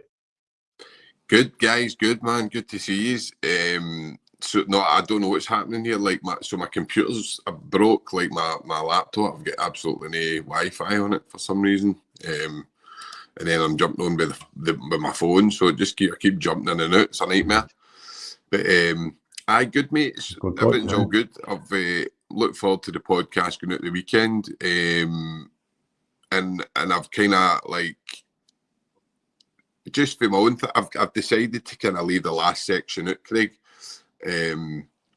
Purely because I think it takes a lot of the stuff that we did. Obviously, we I don't know what I'd ruin the podcast for people, because I think it's a really good debate. But I think the last section, and I'm not going to say what it is, but I don't think it was needed. So I think I'll take that last half Sean, well, we both said our own points of view on something, right? On a topic that actually bores me senseless. And I know that can maybe sound harsh because of the topic, right? But and then you even consider the amount of other things that are going similar to it or in the world that nobody gives even an inch of newspaper space to. And you just go, why this one? Do you know what I mean? And it was, and I'm not saying it was bad what we're talking, because we both had very valid opinions. There was just slightly different opinions, and nobody knows whose opinions, right? Because that's all they are opinions. They're no facts, they're just opinions. And I enjoyed it. But it's just a topic that I just go, and I do get drawn into it now and again, and I go, oh, there you go again, right? No, I'd rather I be think talking that's about what Scotland. happened. I think that was just, I think it was like, because I'd kind of made sure, I'd kind of went, no, I'm not going there. Like, that was, because there's no point. I feel as if it's divides us, and we're divided enough. I mean, obviously you guys will know, like, well, I think some of you will know that I'm kind of moderate socialist, you know what I mean? Like, I'm kind of moderate left wing, but I certainly agree with a lot of the stuff Craig says, and I don't disagree with there's a problem with the migration stuff and that. I see things differently. I'm a bit of a mad conspiracy theorist with things, you know. I go a wee bit kind of hingy, but it's no. The podcast with me and Craig's just good because it's two different people. But we probably agree on a lot more than what we disagree on, and I think it's the whole thing is we need to come together quickly, because whether I'm right in saying it's a manufactured immigration that they're doing, it's a manufactured, or anybody's right, it's moving fast, and it's causing a lot of problems. And I don't think it's the question to say we're close to maybe not a civil war, but we're certainly close to some things tipping, and we need to be careful. Do you know what I mean? Because it's, as soon as that goes, I think that's when we start getting the digital ID. I don't know if you. What did you think of that video I sent you, Craig, with Jordan Peterson?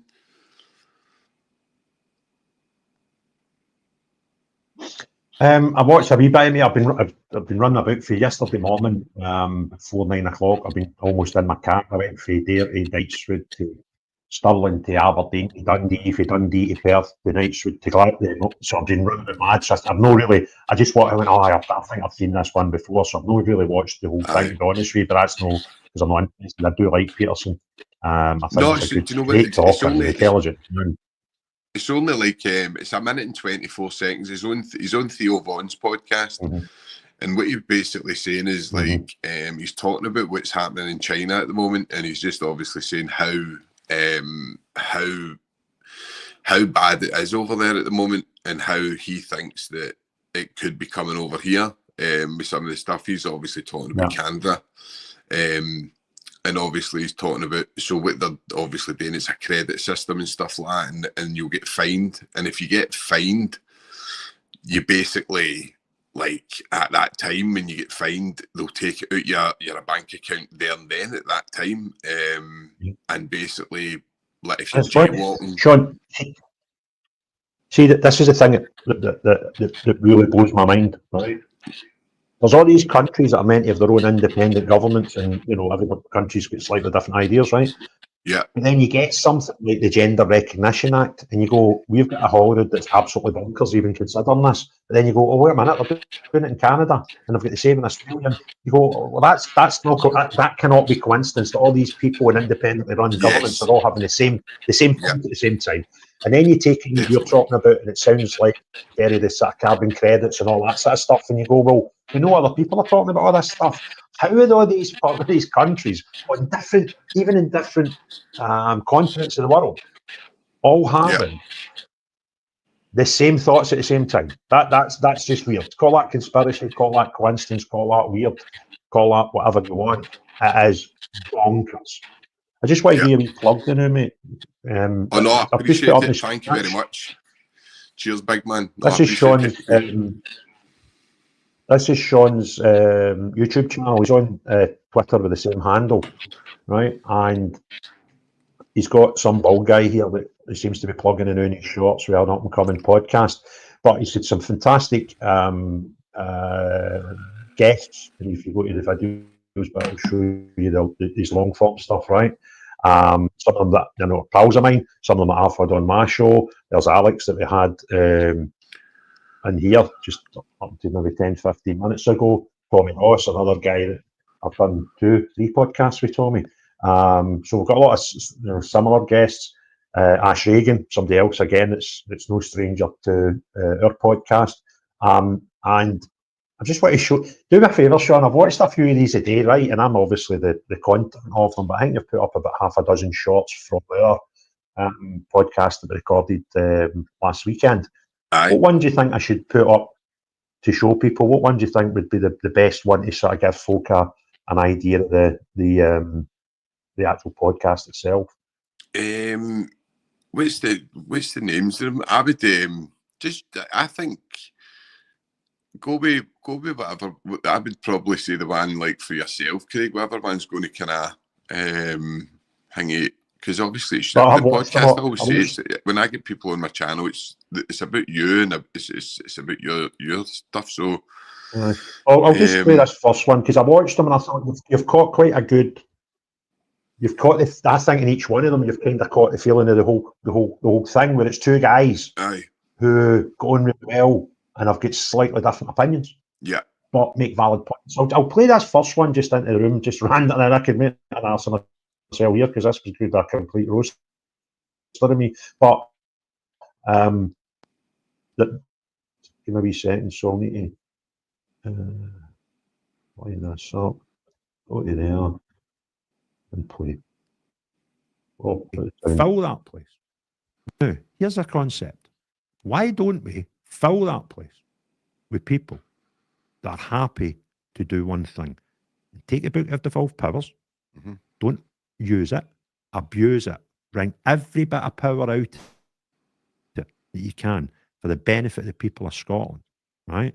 I guarantee you, in one cycle of Parliament, Scotland would be a better place because we don't. And if anybody stands up in that Parliament when I'm there and they want to talk about Gaza, they want to talk about Syria, they want to talk about independence, they want to talk about Elon Musk sending men to the moon, I'll be like with the big red button. Point of order. Not devolved power. So can we stop talking shite and spend 5 years abusing the devolved powers we've got with the one aim of making Scotland better?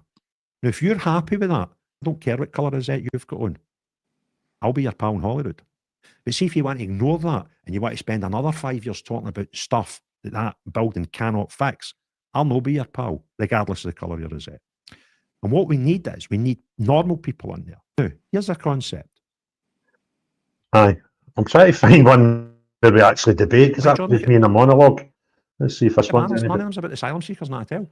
And there was one that said there's 14 whatever, a number of billionaires in this country, and I think it's 450. Right, so it's like something of billionaires and something of people that are destitute. I can't remember the exact terminology. And I went, right, but John, see if we had no billionaires. Let's say you've got a couple of grand in the bank, and I say to you, Sean, I've got this wee project that'll cost us about £200 each. Do you fancy it? You'll maybe be able to consider that. But if I say to you, with 2 grand in the bank, it's going to cost 10 grand, it's a definite no. Right. So you'd need to have thousands in the bank to invest hundreds into whatever it is I think will make society better. Right. So if we've got millionaires, we could probably get them to invest tens of thousands of pounds. We're reaching close to 100 million. Right. But see the big serious stuff. Let's say, for example, somebody decided that, see what's happened over at Grangemouth, it's pretty shit. And I've got this product that site could use. And by the way, there is a product that site can produce that should never have shut. We'll go into that if you want. But let's say somebody went, I could put in £1 million into that and make that site work and give that community their industry back. Well, if we don't have any billionaires, nobody can put in 300 million. Because a millionaire can't invest that. You need to be a billionaire, right? Now, so if you have no billionaires, see any plan that you've got that needs investment of hundreds of millions of pounds, forget it. It can't happen. Well, I think, see, I get where you're coming from. My problem with it is like, so they don't pay tax. There's loopholes. They don't pay tax. They dodge it. But that's not. You can't just say we don't have billionaires because the tax system isn't correct. No. I mean, John, look at the banners. None of them's about the asylum seekers, not at all. And there was one that said. So I think, I was thinking of this, Sean, when I do a podcast and we just start talking, you're not putting too much thought in it. You're just two guys having a blather, right? But when I was watching these shots today, I mean, do you know what that is? That's two guys that do disagree on some things, but they're quite happy to have the other one having a different opinion, that they don't need to. See, when you get involved with somebody on Twitter, for example, it becomes an emotional thing. You're like, I don't want that bugger to win. And you become a bit daft, right? But the two is are just sitting there dead cool, just saying a piece. Aye. And I thought, imagine we could get society to be like that. Definitely. But it's not, and even when you look at Holyrood and Westminster, when you've got two guys and the only thing that separates them is the colour of the rosette in my eyes, right? So one party write this, another party write that, and they've just got to shout at each other. And you go, we don't get shit done. And I was watching, what I'd done was, I had it in the car, in my sucker on the window, and I flicked on them and was just listening to them. I wasn't watching them. I didn't see you'd done some like visuals and stuff. And I was like, that's just two guys talking. But listen, I reckon there's probably 80-90% of stuff out there that we agree on.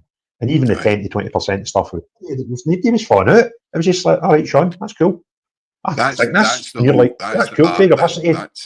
That's definitely, you've hit the nail on the head, Craig. I think is that we're able to. I've got the utmost respect for you, and I've obviously said that, and you've said that. I've seen you've said similar stuff. So this is where we need to get back to, is just because I've got a different opinion politically doesn't make why we don't need to hate each other. Like, I really like you. I could go for a pint with you. I could spend time with you. I actually liked your company. Likewise. So why? Well, you seem when we finished, we were standing in the street, Blether, and took your missus to phone you to remind you your dinner wasn't done. Or we parted our ways, you know what I mean? It was good laugh, good fun. You what? I says, take them if you want them. That's. But do you know what I'm saying? It was healthy, and you're like, I know. And I thought about it because you just go and somebody answer a question, you answer a question, the podcast finishes, and it is what it is, and it gets put out. But I was like, that was like, and normally with the podcast, it's two people that totally agree. And you're like, well, that's just an echo chamber. But when we got to the stuff where we didn't agree, you're like, well, that's allowed. That's actually allowed. So let's put that shite to the side for a minute. See, this big bundle of stuff we do agree on. Let's say you and I were both MSPs. You'd go, right, let's put all that stuff there because we're never going to agree on that. But see this big bucket here that we've got, can we just sort some shit out? You know, we'll get problems with drugs, we'll get problems with poverty, we'll get problems in education, we'll get problems in health. So tell you, Sean, we'll no bother talking about day 123 things over there, right? Let's just get the sleeves rolled up and get on with this stuff. And that's kind of what I want to do for 5 years if I'm fortunate enough to get elected, you know. I think you will, mate. I think, and I think you're going about it the right way. And listen, I would love to have you back on the channel, maybe talk and maybe weigh somebody else for the left, or somebody else, like maybe getting a good debate with somebody else for the left. And again, I would want to keep it healthy. I probably wouldn't want. I don't want. I want to bring the art of healthy debate back. That's why I'm trying to do these podcasts. I've got a reform counsellor coming on tomorrow on my podcast. So tomorrow I've got a reform. No, I don't align with reform at all. But again, I'm going to go in with a healthy debate. I'm not going to go in there with full of hatred. I don't like. So I'm going to meet him for a coffee before it. It's not. There's so much stuff. We can all hate each other as much. Where is it getting us? It's just dividing us more and more and more. Do you know what I mean? And to the extent where, like, I was talking to John the other day, John Watt, and he was saying, like, he was saying to like some of the guys that were on the obviously on the left protesting, like, we're really wanting the same thing. What is there doing there? Like, what is really? happening here, and I think we need to start agreeing on a foundation, and what I think we managed to do on that podcast was, we can disagree on billionaires and what you want to do with them, but again, that's never really going to affect us anyway. Do you know what I mean? Like, even if I mean, different if you were to get into Hollywood, then maybe that is something that you would be able to do. But it's only opinions. It's only two guys talking about what we think would be best for the world. But if you don't agree on that, we were quite quick to go, do you know what? We're not going to agree on that. Let's move on. But I tell you what's really blown my mind, mate. See, the two biggest things that have defined people in Scotland for the last 10 years, well, for the last century, particularly in the west of Scotland, has been football, right? And for everybody else over the last 10 years has been the constitutional question of Scotland, right? And it was kind of like, it didn't matter what else you believed in. If you believe Scotland should be independent, you'd be out here.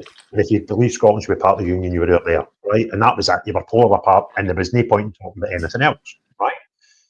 And football was kind of the same, right? Well, I've stood in protests with people, and in fact, I spoke on stage with a guy, and the guy after me, actually, I didn't come up, and he was saying he preferred an independent Scotland, and you're like, well, that's great, but we were standing, arguing, and protesting about the same thing that day, right? And I kind of think that has probably been the most divisive thing in our society ever in Scotland, right? Was that, and it is a part. Do you know? See that visit to the polling booth, mate? It was the weirdest one in the history of polling booths for me, and we've never, I don't think, recovered from it, because before that, my relationship with a voting card was a secret between me and that booth, and I'd maybe come home and I'd talk to my partner or some of my family about who I'd voted for. That was kind of it. It was only the people who are the mental ones that were talking about that 10% that we're in now, right? We're in the nutty 10% that talking about politics all the time, right? Well, they spoke about who they voted for, but the rest of society didn't. We went in, we voted, and that was it. And then we done it again in 4 or 5 years, right? But when we got to the Scottish referendum, everybody demanded to know everybody else was voting. And I remember thinking, well, this is a bloody weird concept.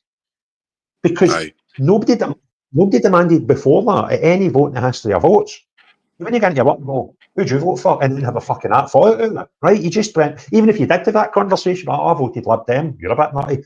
What are you having for your lunch, right? Whereas people, I've got family members that I've no spoken to since. I remember even asking my ma, and my ma would say to me, don't ask me that. Do you know what I mean? Well, that's what, because your generation, that was, the booth, that was that, the voting booth, and that was your relationship with my voting card, mate. And I've not really, I don't think we've repaired since then. And I think it's been very divisive for Scotland and Scottish politics. And what happens, you and I both know that when there's an issue in politics, who's the ones that suffer most? It's the normal partners, right?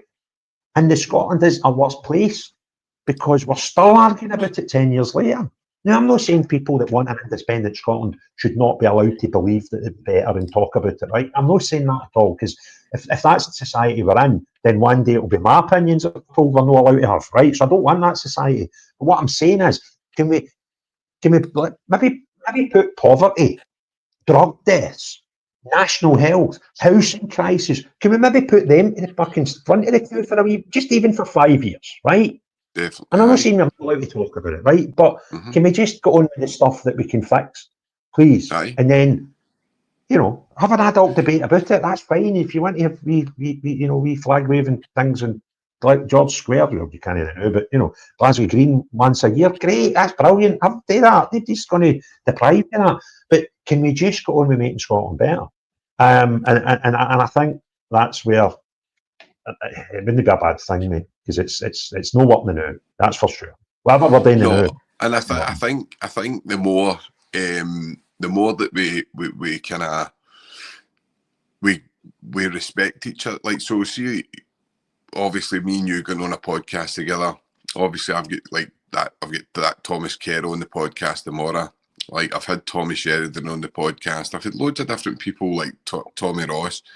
Odd people with all different opinions. I've had Alex and that on it. So I like every one of them are my friends, right? And I've got like when I was growing up, half my pals were Celtic and half my pals were Rangers. And even when we were like, when we were running about the streets and you were like doing whatever, like it was the way it was in the 2000s and that, these were back to back. You didn't think, oh, that was your Rangers when you were 15, 16, or my Rangers pals or my Celtic. It was, we were all together. Do you know what I mean? You were together when you were going to the dancing, when you were going there. So why does it change when it becomes like you start getting a bit old and then politics comes into it and it's like, and I genuinely know people that are falling out now, like people, lifelong friends that are falling out with each other because they've got different political opinions. And you're going like to yourself, come on guys, man. But see pre-referendum, mate, but you're better than that. But see pre-referendum, mate, we did, normal people didn't really speak that much about politics. But that put it, and it was weird for like how you voting. And I started answering people until the penny dropped. I went, nobody's ever asked me that before a general election. Nobody's ever asked me that before a Holyrood election. And if they did, it was a passing comment, and that was kind of it. And then it was like, we're going for a fag break. Do you know what I mean? People at work and stuff. Aye. So it needed a referendum. I've got really good pals, right? And one of them, I was nearly going to talk about your podcast when we were talking. Remember, we were talking about, and I says, well, look, people for deprived upbringings and, you know, your Mary Hills, your Fossils and all that can go into good stuff. Now, this boy was from one of the areas you mentioned, right? And he had addiction problems. And then we worked together. And see, when I was working with him, you would never have known because he'd really fixed his shit out, right? And he's got a lovely family now. He's got two lovely wee boys and they've got a nice house and all that stuff, right? He's just... And I've not spoke to him for 5-6 years because of stuff I was putting on social media. Yeah. And he putting stuff out on social media. I was just, well, I'm fed up with this shit. SNP are terrible. This is pish. Right? This is before my podcast. Just general stuff. And I'm going, is it really? And it breaks my heart because me and him had a great relationship. I was his gaffer. Right? And I go, after can I tell you last time, it'd be difficult now if we'd passed each other on the street. And I've got family members as that I've no spoke to. I was at a wedding and the whole family were there. And it was just awkward. And you're like, this just came for... And I wasn't even active during the referendum. I was too busy doing all the Rangers protests and stuff at the time. Right? And so it wasn't as if I was out in the street and making videos and all that nonsense, right? And you're like... And it really hurts me. And I don't think the nation has repaired since then. And we need to, or we'll never get better. Anyway, listen, I've got Fat Bobby and Bobby that are in as well, and I've been waiting for a wee while. So could I bring? And I'm not sure, guys. Just I'm not sure who was up first. So I think it was Fat Bobby, if I'm honest with you. So either used to, if you're still with, just crack on, boys. No, put Bobby Busher on. He's rotten. I am here. He fell asleep. He's too old. It's too late for him. It's a Sunday at nearly 10 o'clock. Bobby Bushy will be sleeping. Slippers on and cocoa. How you doing, Bobby? Houston, we have a problem. Oh, he's awake. Great, mate. Go for it. Floor's yours. Right, guys. I'm normally quite chilled and relaxed and quite a kind of think about things before I open my mouth.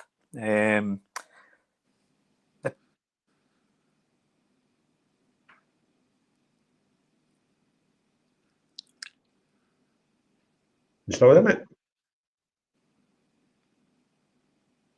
Bobby? No, it might be my end. Fat Bobby, can you... Oh, he's back. Bobby Boucher, you still there? There's having some sort of problems with him. Bobby, Fat Bobby, do you want to come in and we'll try and get Bobby sorted? And we'll bring him back in a minute. Houston, Bobby Busher's got a problem. Yes. He's going. How can I help you with this? Is Bobby Busher wanting to carry on? Well, you're up the now. You keep going, Bobby, and we'll come back to him because he's certainly having some sort of technical issues. talking to a relative of mine earlier on today, and they get quite upset with me because I've become very political in my old age. And I was trying not to laugh because one of the things that came up was the grooming gang scandal, as we commonly refer to it. And he got a bit upset with me and said, "What are you worrying about the grooming gangs for?" And I said, "Have you had a look at the numbers?" I said, "If you assume that the numbers for England alone are correct, there's 40 years, 70 cities or towns, and in each of those cities there are 2,000 roughly girls that have been traded, abused, and put into brothels for general use.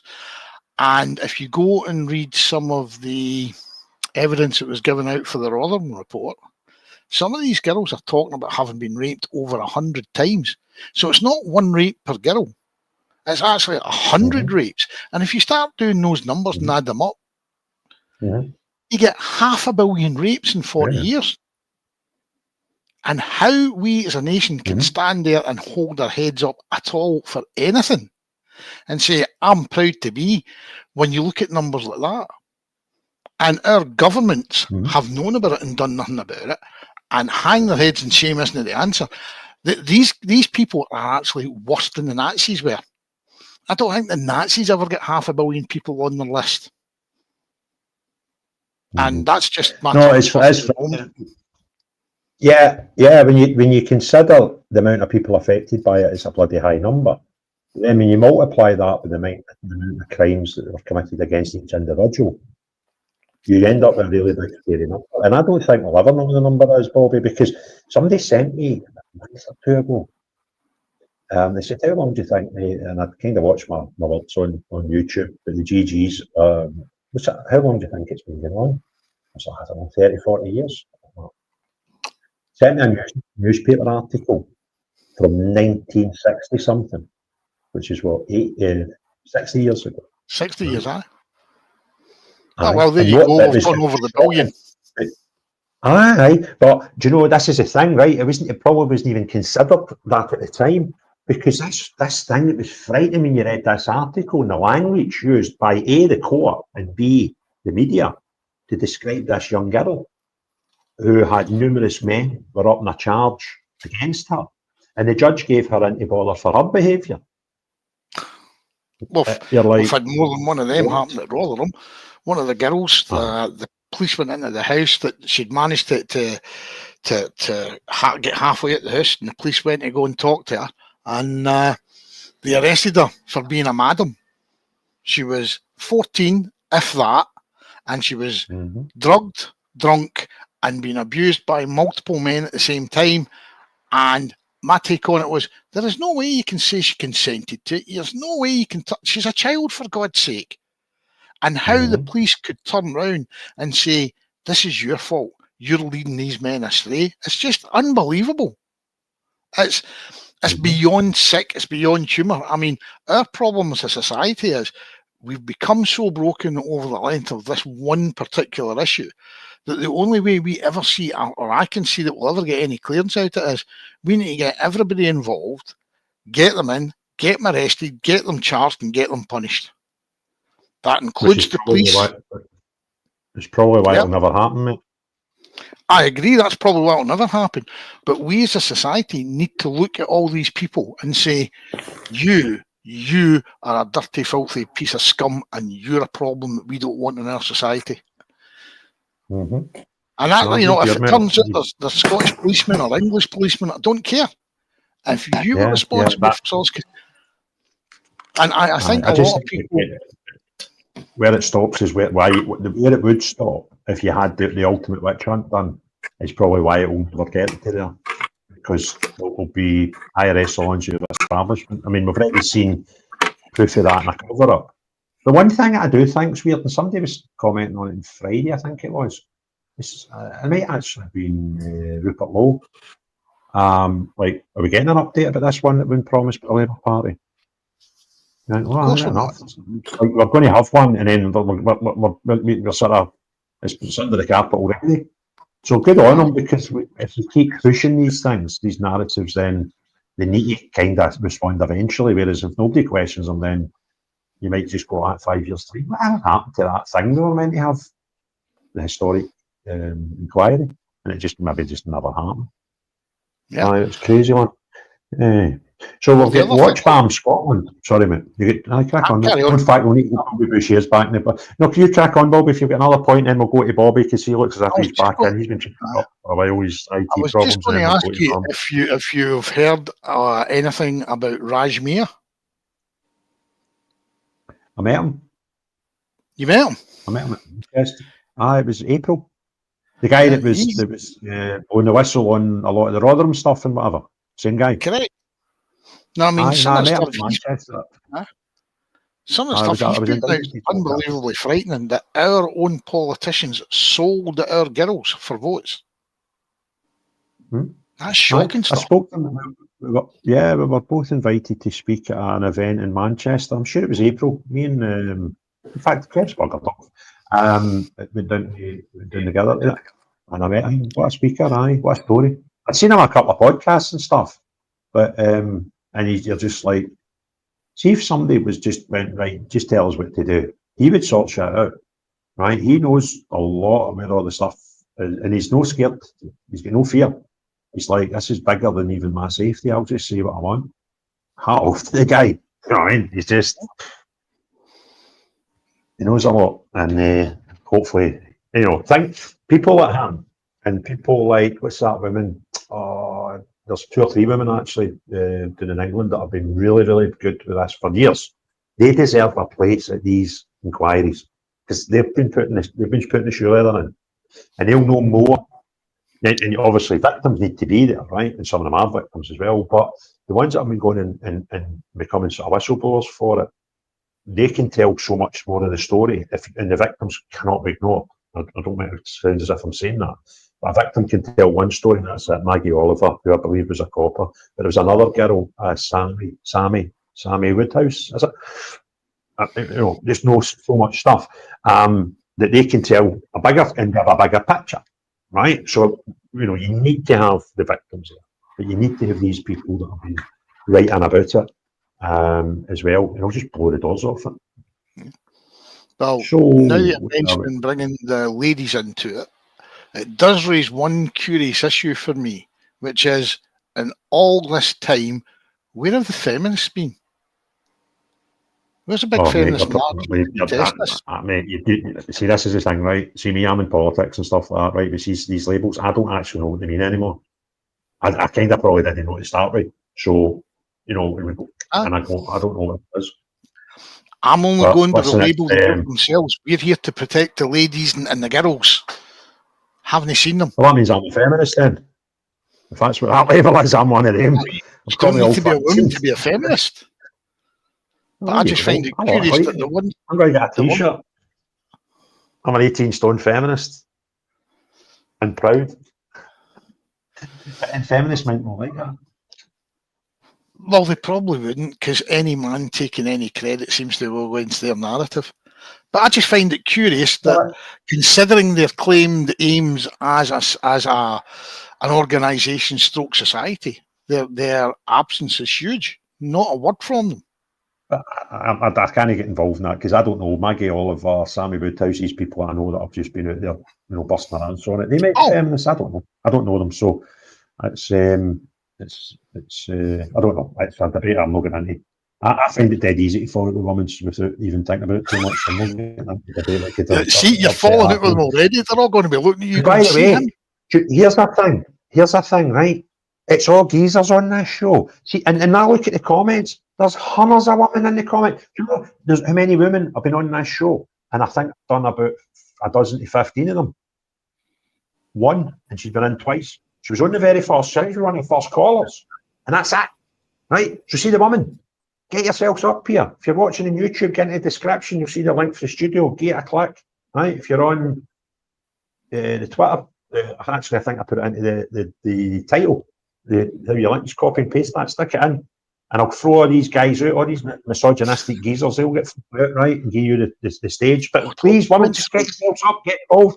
I tell you what. Don't throw the misogyny word about unless you're willing to throw the misandrist at the same time.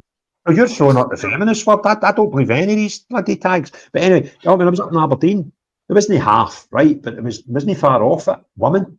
And I'm like, God, I would rather take on 2 to 3 men that I know than 2 to 3 women in a lot of instances, right? Especially the ones up does here. that say more about the men you know? Possibly, I don't know. But that, do you know what I'm saying? We've got some right happy women, right? And you go, I would like to be trenches with you. So come on, get up here and get the microphone, woman. Anyway, Bobby, good point. I've got Bobby Busher I'll and shut up just now and I'll Watchman talk as to you well. another day about the 2040 agreement, Ireland. You get Mr. Okay, Boucher on. Yeah, you'll be the best. You'll be the best speaker of the night. Watch us. If he can talk, right? Because I don't know if he's had a wee drink tonight. He's normally all right with his IT. But Bobby, it's your turn. Please work this time. Oh, God. He's Stephen drunk, isn't he? Bobby. He's obviously alive, right? Because his phone's evidently moving, right? So he's not dead. So we don't need to worry about that too much. But let's go to watch Bam. Or his camera's off now. Bobby, you've got a free floor here. You come in and your mic's working and your thing's working. You just shout and you can have the floor immediately, right? Because you've been trying to go on for about 4 days, right? So, watch Bam. Your floor, buddy. How we doing, boys? Bang average yourself. Same, mate, same. Bam, bang average and moving north. I was wanting to say, Craig, talking about the boy talking about the Rochdale thing and all that. I think, to be honest, mate, the whole judicial system needs a serious overhaul, because when they're getting these people who mess about with Wayne's really small sentences and just no giving them time that fits the crime, and most people's opinion, most people I speak to think it's ridiculous when these creeps get community service or short sentences for messing about with Wayne's, right? And they give people for petty crimes a couple of years in the nick or whatever. And I've never spoke to anybody who agrees with that, Craig. So the whole judiciary is out of touch, mate, and full of certain kind of people, full of people with university punters. Comes for a nice man, does send them to uni. They get into their lawyers and become lawyers and become judges, all for the same ilk and no our ilk, and they think it's all right to give these horrible creeps these light sentences, and I think the whole judiciary needs changed, mate. I think it's a big job, but it's just not right. I think under my current situation, it would probably be stupid of me to say to him about the judiciary. Listen, you're probably right, mate. So, but I'm just look at Lucy Conley. What they gave Art Lassie. Look what they gave Lucy Conley. What about? And what they gave your fella for the BBC.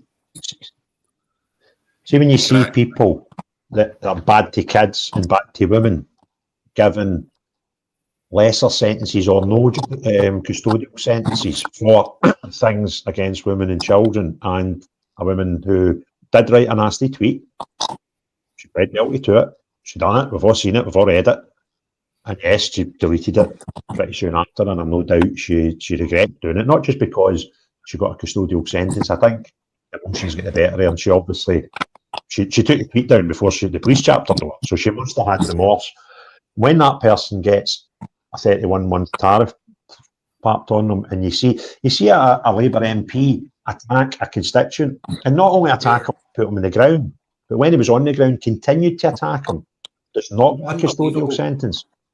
You kind of think, well, that's a bit weird, right? Unbelievable. And yet, it's just, there's so many things that you can see. But, talking about the judiciary, and I've deliberately spoke about 2 cases that are not in Scotland, but both Sean and I have had a guest on our shows who is a KC, Thomas Ross. Yeah, and he's getting So he's getting to the end of his career and he's kind of thinking, bugger it, I'll say what I want now, right? And it's most entertaining and hat off to him. But when he's telling you that our judiciary system isn't right, then that sort of trumps anything that I'm going to say anyway. If I don't need to say anything, I can tell you that this guy tells you that the judiciary system in Scotland is not correct and there's a lot of unfairness in it. So yeah, and I think England could potentially be even worse. It's pretty damn mental. Can I comment on this one here, Craig? Houston, we have a problem. Is that Bobby Bushy? Bobby is in the room. Oh, give me 2 seconds, Bobby. We'll hear Sean and then we'll come straight to you, buddy. Right? Don't move anything, right? Don't even move your mic because I don't want to lose you again. I'll let Bobby talk because he's been waiting for so long. So on you go, Bobby. Cheers for that, mate. No, it was just Houston, we have a problem. The missus burnt the pizza tonight. Oh God, get a new one. Get a new one, exactly. Not a new pizza, by the way. Get one that doesn't burn your pizza. Absolutely. Right, no, I'd like to be Denzel's cousin because I want to have a bit of a rant, if that's all right. It's allowed, mate. That's allowed. Brilliant. No, it's just about the what was going on in Perth this weekend. I just find it incredible with these politicians. Now, I'm under the impression if you're a politician, you would look at 2 sides of an argument and then discuss it, but what's happening in our politics is just disgusting. I mean,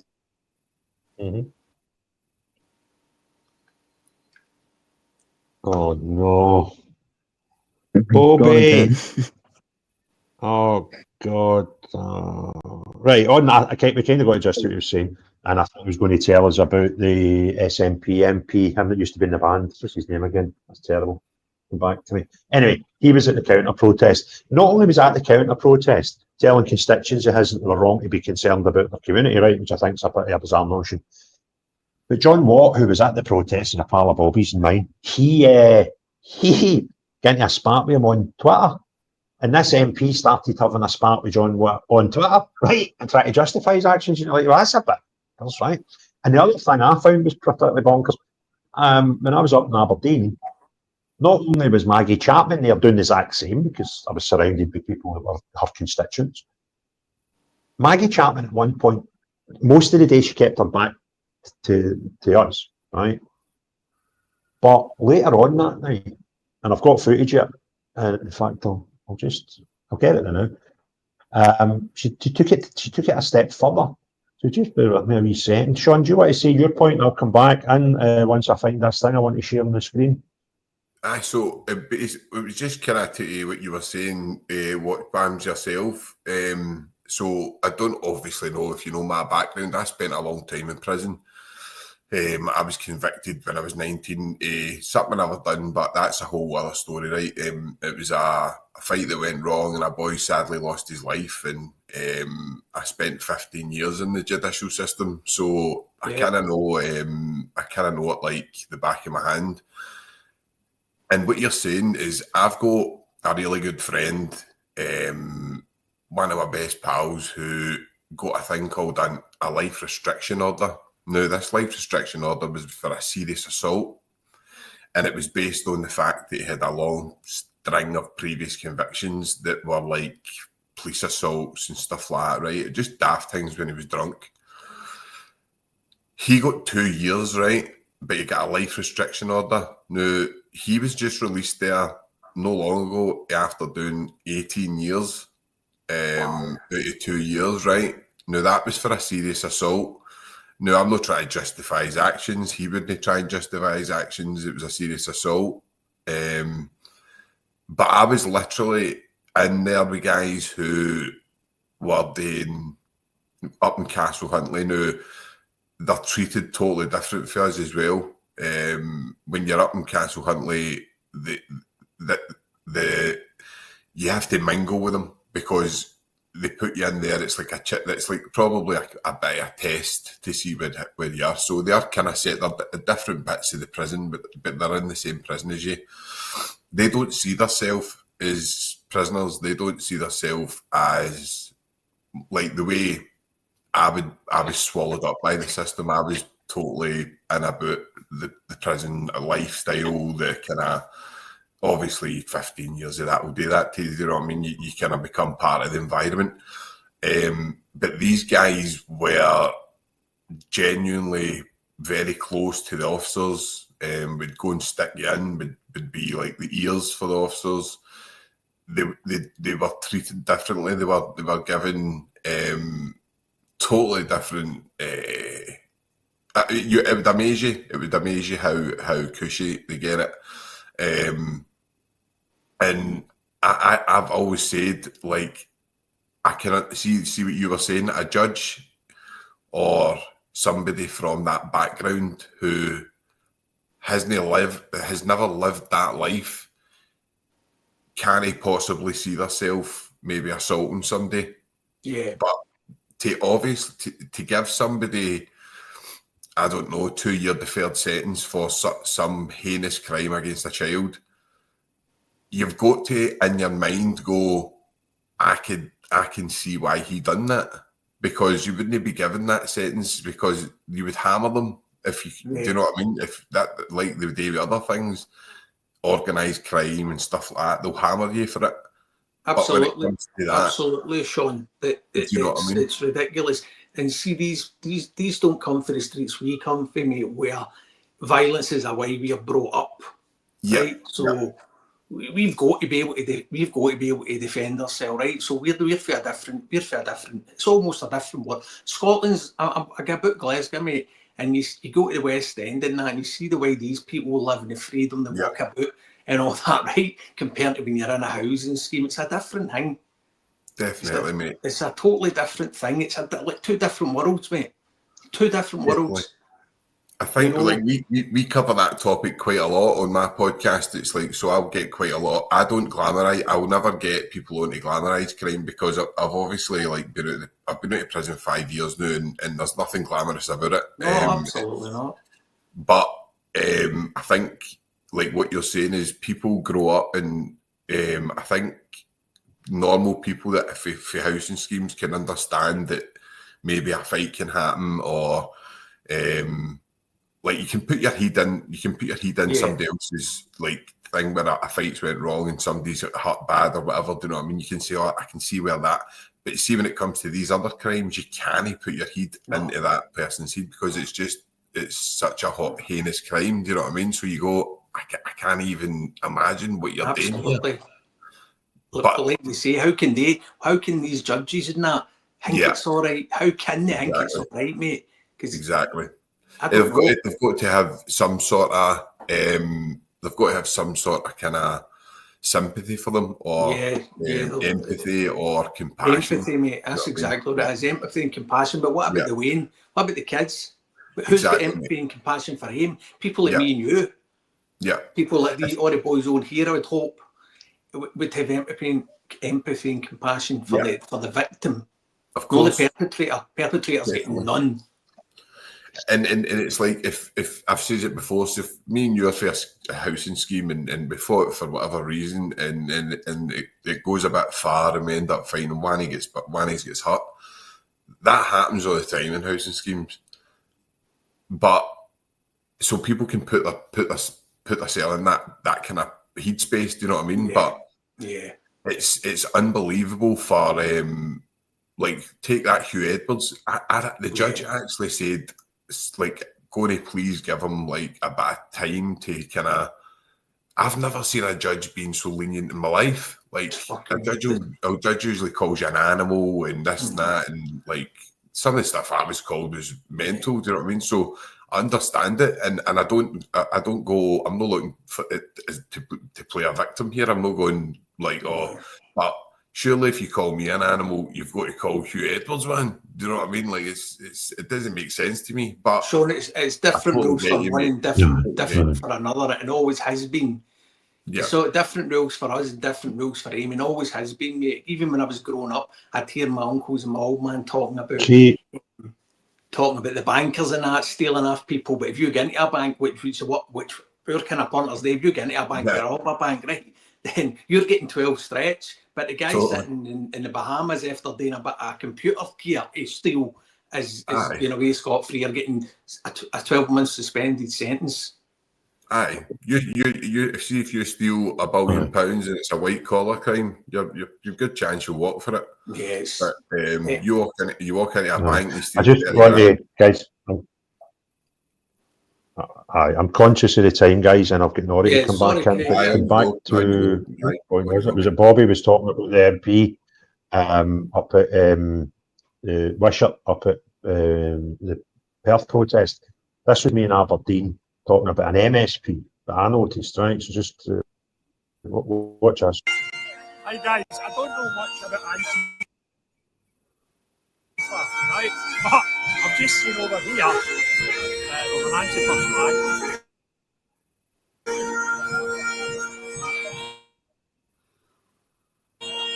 There, right now, the woman that's holding it is an activist.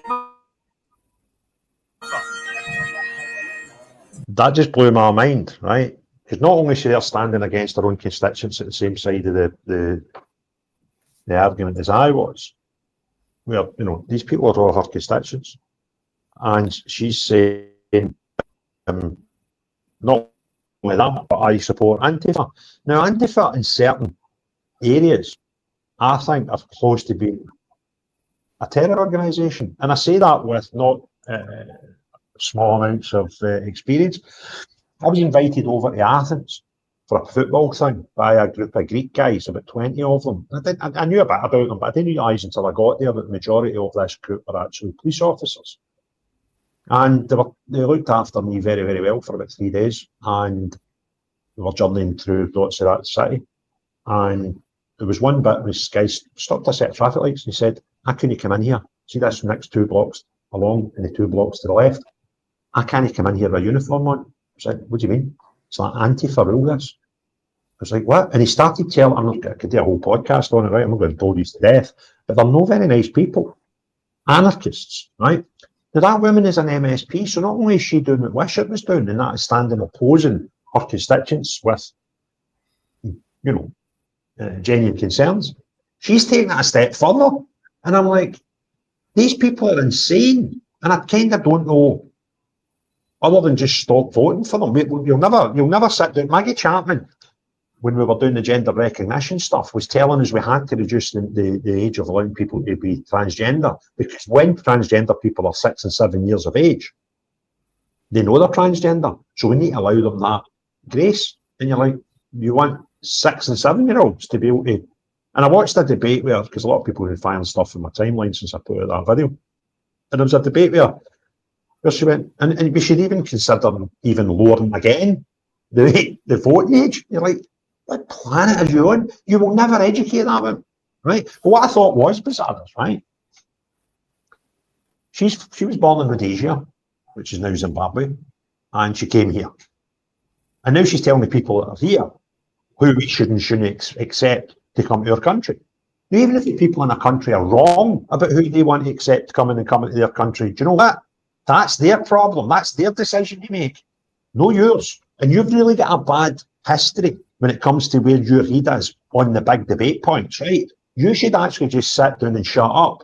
Because if you think 6 and 7-year-olds should be able to change their identity, right? And do you know what justification was? Because the guy, it was actually LBC, so the interview was obviously some time ago, because they're a bit mental, they're about Maggie Chapman's level now. But the guy said, but surely chromosomes dictate it. And she was like, yeah, but how do you know what your chromosomes are? Have you ever had your chromosomes tested? You're like, Maggie, shut up. Honestly, you're bonkers, right? And these are the people we've got. These people get to make decisions on how our country operates, right? And we've got people that vote them in. Now, those 2 nuggets, right? If we didn't have proportional representation on the list seats in Scotland, and she wasn't working for a nationalist party, nobody would ever vote for her. You might get about 4 people that, knit their own shredded wheat would vote for her, because the Greens are meant to be an environmental party. But I can't remember the last time I heard them talk about an environmental issue, right? And then you've got Wishart, who nobody would vote for that man if you sat in. See, if you blind tested your representatives wanting to go to Westminster and you put 6 on a stage and you didn't know who they represented, you wouldn't vote for that man. So he's only getting to where he is because he had a yellow and black rosette on an election.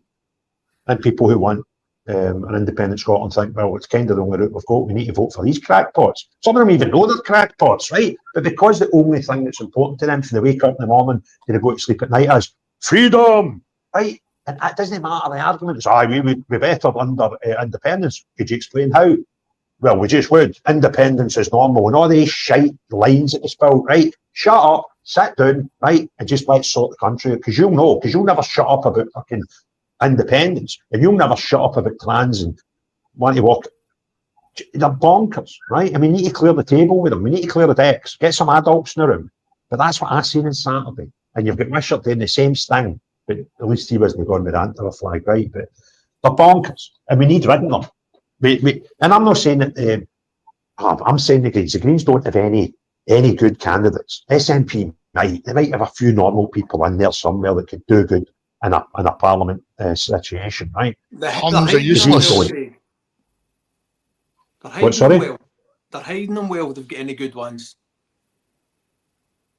Well, I think they've had. Listen, there was two that we were talking. The ex of them that we were talking about during the week. Sean and I that we both had experiences with, and that was Ash Regan and Neil Hanvey, both who have served the SNP. They've now left them and went to Alba. Good people. If you don't talk about independence, there's probably not a lot you would disagree with, and that's not true with Neil. There's a lot I would disagree with Neil, but again, because I've got a decent relationship with the guy and spoke to him numerous times. I've met him a couple of times. I met him socially at a fundraising event. I went out to his offices just before the election started and done a podcast to him, right? And there is actually, because he's a Republican, he's a non-monarch, all that, right? But I'm not. So, but I still go, you know what? See, for the good people of Fife, and particularly Kirkcaldy, he done a decent job for them. He fixed shit out for them, right? So, right? And Ash Regan, she was putting her things through to try and help women that are in prostitution, and she put a bill together that she's trying to get past Parliament and stuff, and I invited her on with a chat about that, and you're like, even if you disagreed with that bill, you're like, heart's in the right place, she's trying to help folk, right? So I dare say there'll be some, but the Greens, no, you couldn't find, look, that's Sophie Molly, that's the person I bumped into the last time I went to Aberdeen, name's Ewan, right, it tells you the name's Sophie Molly, and the profile photo normally is Sophie with a cue ball has mouth with a belt and two washing line clips on its nipples, right? And when the Supreme Court decision was made, was actually standing beside Maggie Chapman, funnily enough, at a protest when the Supreme Court said men are men and women are women, right? Can you just please sort it out in the toilets, right? You go in there and you go in there. And was up there saying how much terrible things she was going to do to J.K. Rowling, right? Bonkers. Now, Sophie Molly had been put up as a Green candidate and was celebrating this week before. I think he was going to be the candidate for the Parliament election. That mental that the Greens actually had to pull the candidacy off him, right? And when I was up in Aberdeen, that was a fortnight ago, the first time I was up, I was saying to this guy next to me, yeah, he's the long hair and the dress that's got the megaphone in it. What's his name? That's the boy that was the candidate for the Greens and got flung. I went, Sophie Molly, but Ewan's his name. I went, that's the one. What he does is he's into like women's changing rooms and Marks and Spencer's and takes like videos of them in the changing room, going, look at you'll no stop me, and goes into like women's toilets and all that. That's the Greens. These people, up until Huns are useless, made a complete arse of it, were in coalition with the SNP. Scotland, we're better than this, right? We have genuinely got to be better than this. We are getting governed by cranks and vagabonds, and we need to clear every single last one of it. And see if you do want an independent Scotland and you're half sensible. I'll never decry you that notion, right? As I've said before, if we start telling people what they can and can't believe in, one day we'll get into the stuff that I believe in, and it'll be, you can't believe in that, and I'd be upset, right? So we don't want that society. But even those people must go, aye, they're cranks. Do you know what? Let's just, for one session or two sessions of this Parliament, don't vote for them just because we want independence. But see if you find an SNP candidate that's quite a good guy and you think, you could do him good for vote, then fine, aye, have a wee ticket. But don't send us Pete Wisharts. Don't send us Maggie Chapmans because SNP told you to give the second votes to the Greens, right? These people are cranks. And see if I get up there, honest to God, I will not speak any different to them if I'm happy to share a building with them. I'll tell them they're cranks. And see if you want to get a presiding officer who does the button, oh, Mr. Houston, you can't speak like that in this chamber. I'll say, yes, I can. And let me explain why, Mr. Presiding Officer, right? I get sworn in here. I put my hand in a Bible and I swore in English. Everybody could understand me. But we've heard people coming in here to speak Doric, Gaelic, Old Scots, up to whatever, right? They pick a language and I don't know what they're saying, right? Because they get to use what they term themselves as their colloquial language, right? See where I'm from? We use the word crank, right? So let me remind you, that's a crank and that's in my language, okay? So if you're allowed to get sworn in using whatever language you want, I'll use mine when we're talking business. That's a crank, that's a crank, that one, that's a gun platoon. And throw me out, ban me, do what you like. But remember, the next time you're swearing people into this house, they're not allowed to use any language or English, if that's what you're telling me. And I'll get them right up on for 5 years. Sorry, I digress. I've done a kev there and got on my high horse. I went right off in one. Norrie, put your flag down. It's your turn to speak. How you doing, bud? Houston, we've definitely got a problem. Right. Two things I want to touch on. I find it really alarming that there was a protest in Perth yesterday and an elected MP turned up and only addressed the concerns of one side of that protest. Now, the other part that I find really strange is I looked around when I was there because I ended up being a marshal at one point in it. So I was stood in between the two crowds and I got a chance to have a look over both crowds. Now, I knew everybody that was at their protesting against like the illegal immigration. But when I looked at the counter protests, I could probably count on one hand, if I'm lucky, the amount of people from Perth that I knew that were in the counter protest. The rest were there was one section that were from Dundee. Now, you knew that because they were under the Dundee Council banner and there was some kind of trade union banner there as well. There was a mob for Stirling and there was a mob up for Glasgow as well. Now, had they not been there, their protest would have way outnumbered what they had.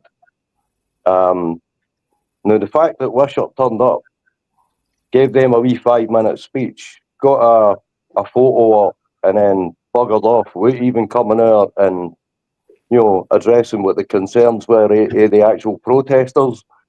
That really does expose who's behind these counter protests.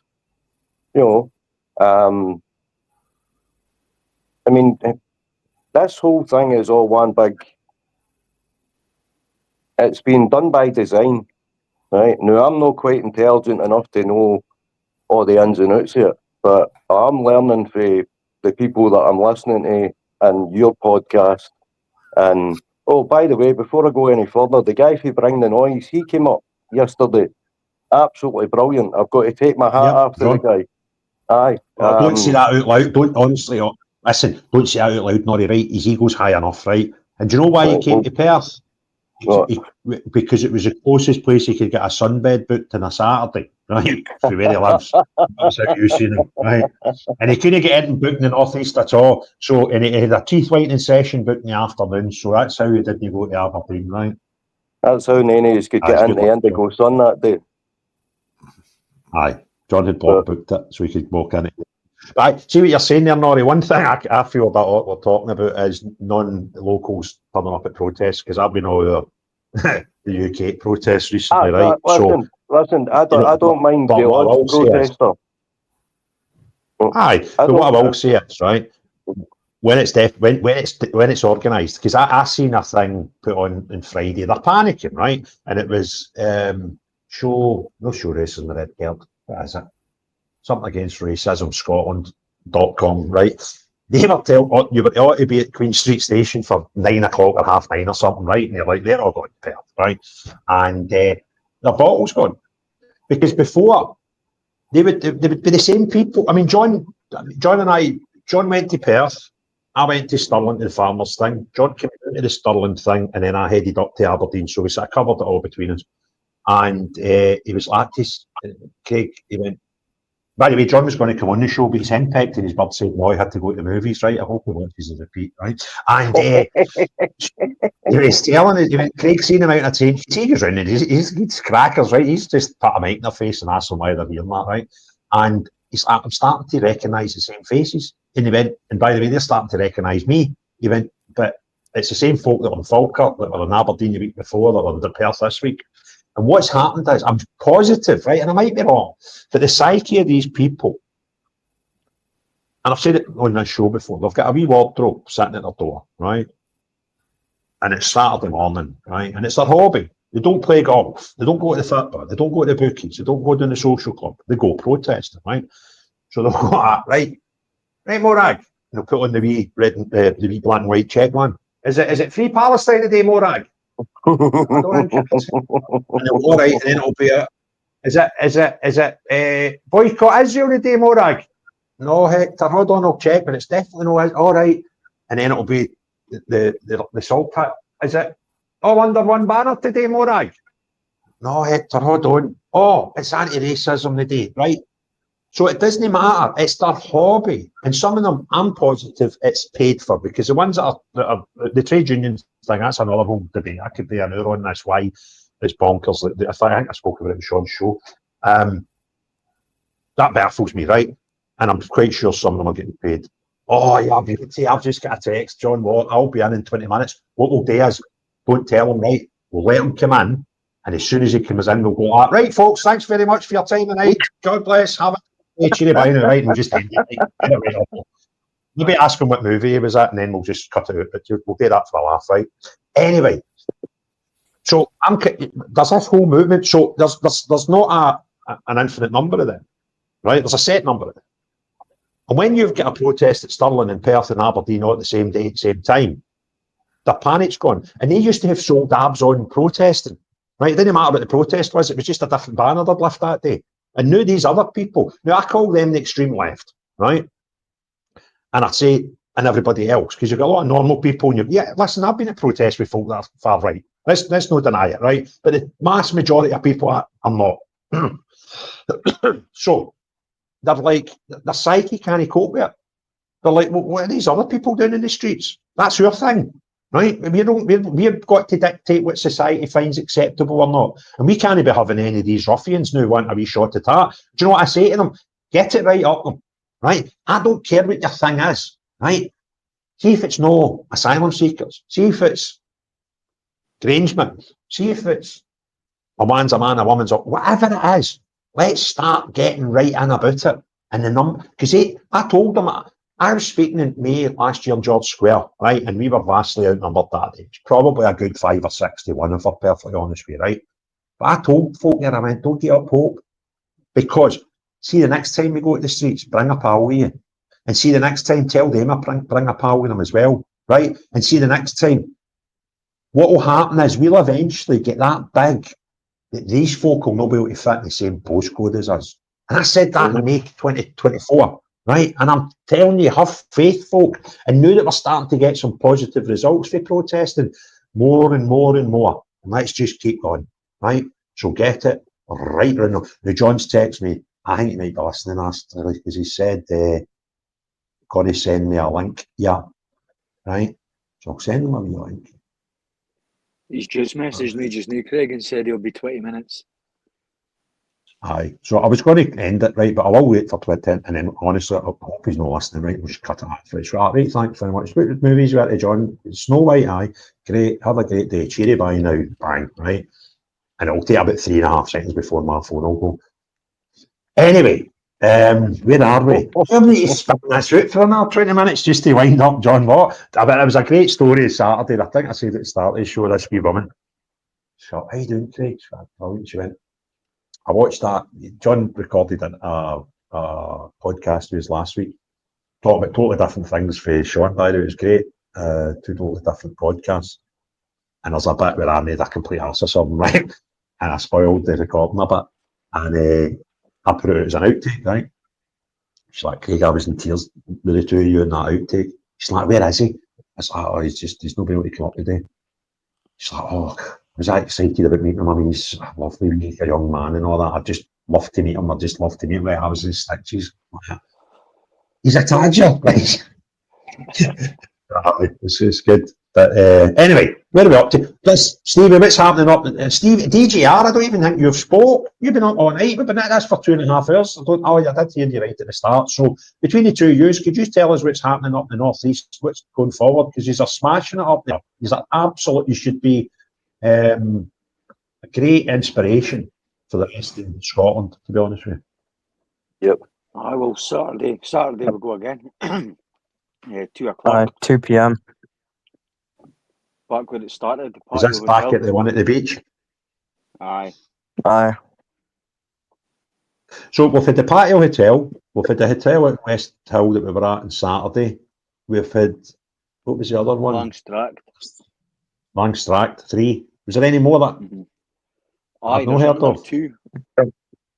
There's another 2. I'm going to speak to John tomorrow and see if we can find the distance between, or the 2 closest hotels, and see if we can do one that we haven't hit before, and see if we can possibly march to the second one at the same time.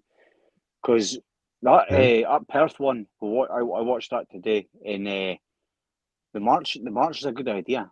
I mean, Epping, I watched that tonight, and they marched around the whole Essex, basically. So I think if we organise a march. Falkirk are doing something different on Saturday, right? But I'll tell you what, see, just thinking there as you're talking, Stephen, how this would really bugger up the lefties, right? Or the far lefties, because there is a difference, right?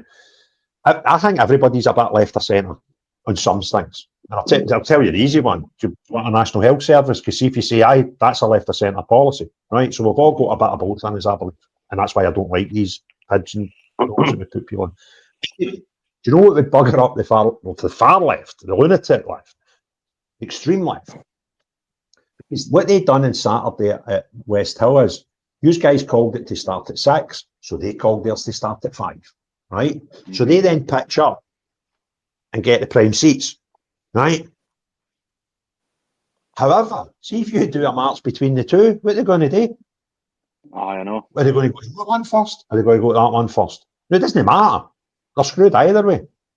And honestly, I think that's a great idea. I'm going to see. I'm going to talk to him tomorrow.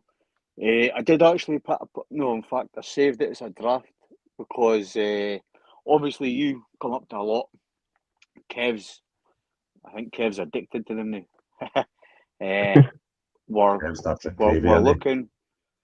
We're looking for more speakers. I mean, obviously yourself, if you're more than welcome, you're now probably the most welcome Rangers man in Aberdeen. So only welcome Rangers man. No, that's not true. I'm a close second to Alec Ferguson. He's quite liked him up there. Oh, well, okay. But I was going to ask yourself. I know. I've asked Alex up everyone, but can understand the guy's flat out, so it's basically really up to him. If he gives us a day that's free, that he's free, then we'll go. Hold on, what's happening now? Got a note of some fucking idiot lefties talking about my burn on fucking social media. Nice. Well, if that's where you have the argument's finished, if that's kind of where they're going with you've won the argument, because we're not debating anymore. We're up to nonsense. I'll say it's that mental fucking trans woman that John interviewed outside fucking Specsavers and Peterhead. So somebody that wants their sexuality respected has no respect for your kids. No, sorry, I need to say allegedly trans. Well, okay, sure. You know, even if they're sympathetic towards people like that ilk, they want them to be understood, but they want to give your bairns shit. Like Craig just said, you've won. You've won. How does that work? Bobby's obviously able to type, so he's still alive, right? Bobby's all right. I'm away, boys. All the best. And keep the faith. Right, buddy. Good to see you again. See you again soon, I take it. See you later, boys. Bye, mate. Aye, you're talking about me. Yeah, we're talking about the crackpots putting stuff about your daughter online. But Kev, how much good value do you have at a protest? Oh, it's mental. Mental, honestly. I think every single video I've seen of the protest, you can hear Kev shouting in the Definitely. Yeah. Even in the car, you could hear him. You could hear him perfectly clear. Right, so I've picked him up with my partner, her boy, at Dundee, right? He come in the motor. It's like, Kev, what's that? He's got it looks like a wee toy megaphone. It's not a big one. Even weird in the Rangers stuff, and it was like a Tifo, one that the Capo would use at Parkhead at Ibrox, right? This big, huge thing I had. And so Kev's got this wee half a size thing. I saw this. I was like, give me that, right? So I took it off from in the motor. All the windows were up. And I went like, what's the right? Oh, man. Kev, that's not on. What a thing, right?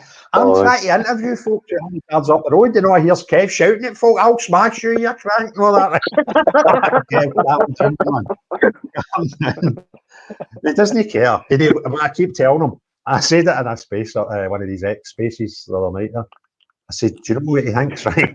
Because he was, without getting a too fine a point on it, I think back in the 80s, me and him might have threw things at each other at an old firm game, right? When it was a bit mental. And I said, do you know something, Kev? You think you're Danny Dyer in the football factory, but the reality is you're Danny Dyer at EastEnders days, right? He's like, shut you, right? He does, he's got the gazelles and all that on, right?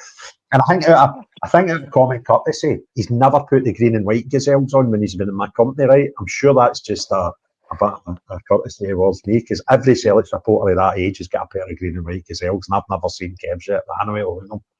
Definitely have them, He's different gravy, right? And that's what I was saying earlier, right? Kev voted yes at the referendum. Kev was a fully paid up member of the SNP for 20 years. Kev was in a part of the football back in the 80s that a lot of young men his age were into, the way they dressed and the things they'd done in a football match, right? Nothing like me at all, right? Totally opposite for me, right? And he stands shoulder to shoulder with me wherever I go. I didn't even know what football team you supported, Stevie. I just seen you surrounded with Union Jacks every photo I've ever seen you, and I thought, he must be a mad prod. No, he's a Spurs fan, right? And you're like, it doesn't matter. And then when we're up at Peterhead, and the guy was up talking about Scotland and independence and stuff, and I was like, he's a nationalist. But it wasn't part of the interview. Can you speak? Aye. Are you a unionist? Aye. Right, you can speak. Nobody cares. And it doesn't matter. And I think we're actually breaking this thing. Do you know what I mean? And a wee boy, one of the best stories with all this, when we were at the one at the beach hotel, that one, fortnight ago, the gun platoon started playing records, right? And I can't remember the tune, but it was one of the tunes that football fans sing a song to, right? Because that's how football songs normally start. They've actually been records at one point. So they started this thing, right? So I started just whistling, and I've got the Rangers tune going through my head. There's a Celtic guy started singing the Celtic version, and an Aberdeen fan started singing about the Dandy Dons or some shit, right? And I'm like, it's cracking, isn't it? And that, to me, it was mass. I'm like, we're all in this together now. We just went, what's your that shite? Leave it at the door. This is a big problem. I don't care what team you're, religion you're, colour of your skin, politics. See if you think this is wrong. Let's just stand here and tell the world it's wrong. Do you know what I mean? And it's brilliant. It's so energising to me. It's no. There's a wee guy in Stirling. I need to tell this. Dave walked in the gate, right? And he's like, how you doing, Craig? I was like, fine, mate. He's like, you and I have spoke before. And I was like, all right, where? He's like, on your channel. I went, what are you talking about? He went, I'm Danny Boy, BHOY, 67 or something. And I'm like, right. He went, and I remember it was a stupor sticker I sent up, and you were having a laugh about the Celtic thing and that, and they went, oh Christ, I didn't remember. How you doing, mate? They're like, it doesn't matter. We're breaking all these tags and boxes people are getting put in. And that's the way it should be. Right? And see if I don't like you, Steve, right? But you're having a protest about something that I believe in. I've got two decisions to make. I either go, I don't want to share a stage with Stephen because I don't like him, although we're on the same track here. Or try to just put that to the side for a day and I'll go up to Peter Reid and talk at his thing, right? Put that aside. Or do what these crackpots do, like that Katie. Stand there and shout against you. Like, well, one of them makes me sense. Do you know what I mean? And I don't know, I'm getting on my high horse again, falling time to John comes on and we slag him. But it is so energising for me that the people are putting all this shite behind them. And there was that joke I done about being a Rangers fan. I could never have built that after 2 years ago. Right, I think it's fucking ran out of Aberdeen, right? And I was like, I'm going for this, right? And it was brilliant. It actually was brilliant. And it's like the amount of folk that when I finished that were Aberdeen fans, like, big, fair play, that was funny. And other folk came out, I'm a Rangers fan, big man, well done, right? And it didn't matter. It was just a joke, and it was there as a joke, and it gets taken as a joke, and it was brilliant. And I tell you, there was something else I said earlier on. See for 2014, see the emblems of a saltire, bagpipes, and kilts. I've just went like that, right? Fine. All you nationalists want to own them, you have them, right? I don't identify with them anymore, right? So I've been like that for 10 years. And a lot of people have said, no, you're wrong. And I went, aye, but it's kind of, if you put a kilt on, a saltire, and had the bagpipes playing in the background, you would not, you go, well, he's obviously not, right? So I just went, aye, they bother. I can carry on my life without these things that I used to really enjoy. But seeing Saturday when you had the bagpipes going and the drums going and I was like that again. I felt as if I was back at Wembley in 1996 with part of the Tartan Army. And I don't think I'll start supporting the SFE Works team again because that's maybe a step too far for me. But I was like, I should be proud to be Scottish. It's not, that's not the sole, do you know what I mean? That's not the sole domain of the nationalist. And I actually, I was going, aye, I'm not saying I was wrong, I'm just, you change your things. And I'm like, fuck it. I'm allowed to be proud to I've been told I'm a traitor to Scotland for 10 years plus, right? And to fuck off down to England by people of different politics to me. I kind of bought into it, right? But then on Saturday, something went like that and clicked, and I went like, no, not having it anymore. No danger. I'll be that guy. I'm going to go and buy another kilt tomorrow, right? The kilt I had didn't fit me 10 years ago, so I couldn't tell you that is now. But do you know what I mean? I'm not be like, I'm a nationalist, right? And it was great. The atmosphere, there's something about pipes and drums just gets you going, doesn't it? And it was brilliant. It was absolutely brilliant. I really, really enjoyed my Saturday. So thanks very much for inviting me up and asking me to speak. It was most humbling. No, it's no problem like that. Honestly, since that independence referendum, I've been the exact same way as you. The SNP split us right in the middle. Yes against no. Unionists against Remainers, whatever they get separatists, whatever. Aye, do you know what I feel sorry for, Stevie? I thought 2014 Unionists won a referendum, right? I don't think we did. And I'll explain you why. The no thank you vote won. But I don't think that was all Unionists. Because what I think is there's Diagonal nationalists over here, which was that size. And you get Diagonal Unionists here, which is that size. But I think the biggest bit in the middle are normal people who are neither, wouldn't identify as either, but could vote either way given the right, if they were put a proposition in front of them and it made sense, and they thought, well, then it could go either way and 2 alternate days, by the way. And they just weren't convinced enough, right? So here's the bit, and here's what I'm getting to, right? I don't mind people calling me a unionist X, Y, and Z, right? I kind of like, aye, crack on. I like that label, right? I don't mind that label. And if I was a nationalist, the same, I'd be like, I don't mind that. But you know what I'd hate? See if I was one of the ones in the middle, and you're telling me you're a nationalist or you're a unionist, depending on what you tick in a box. I would take offence to that.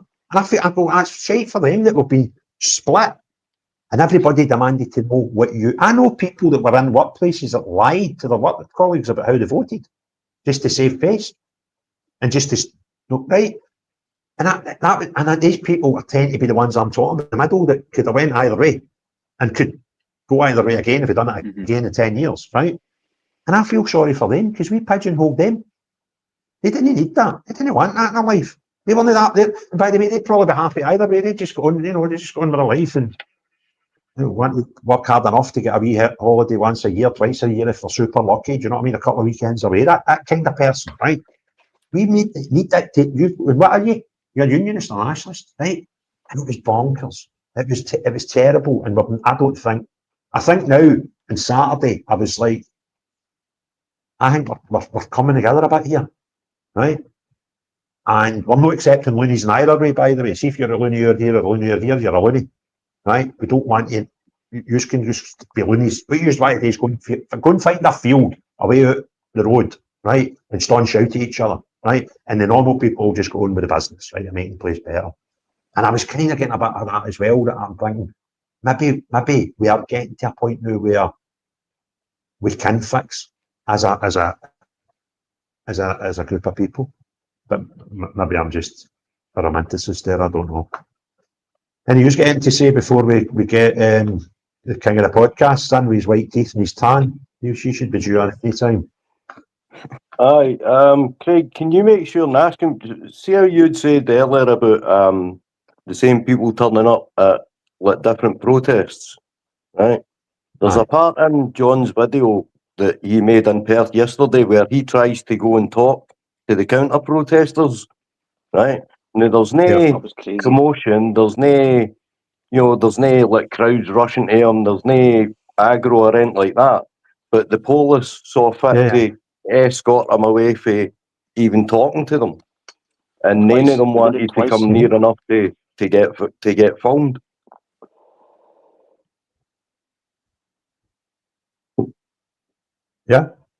Yeah, but it's strange.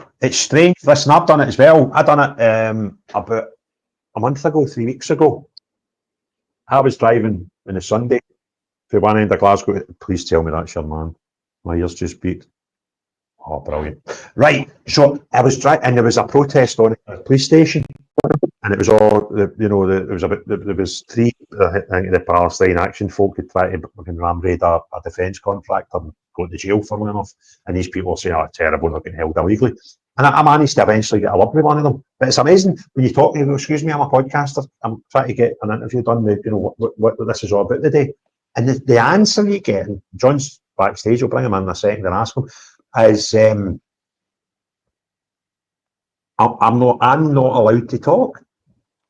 Like, you're an adult, you're here, you're free will, yeah. And that's kind of points to this is all arranged and the instructions going out and stuff. It's like that, you're not allowed to talk. So I'll bring in the self-proclaimed king of the podcasters. How was Winnie the Pooh, or was it Superman tonight? Spider-Man? What were you really saying, John? It was actually, do you know what? Like, it was a new, is it Joaquin Phoenix, the guy that was in the Joker? He done it. No, you're thinking that's how old you are. You're not with the times, man. It's the boy that done the latest Joker, Joaquin Phoenix. And see, to be honest with you, see when you know what's kind of going on and all that, it's basically telling you it was like Bill Gates and all that vaccine. I know it's mental, but it was just, if you go and watch it, you'll be like, mind blown. I'm sitting there going, this is telling me everything that's going on. Anyway, I'm heading up the road. My ears were burning. There, John. I need to put there. I've got a time restraint on my account. I didn't know. I've heard all this. Anyway. I've heard all this.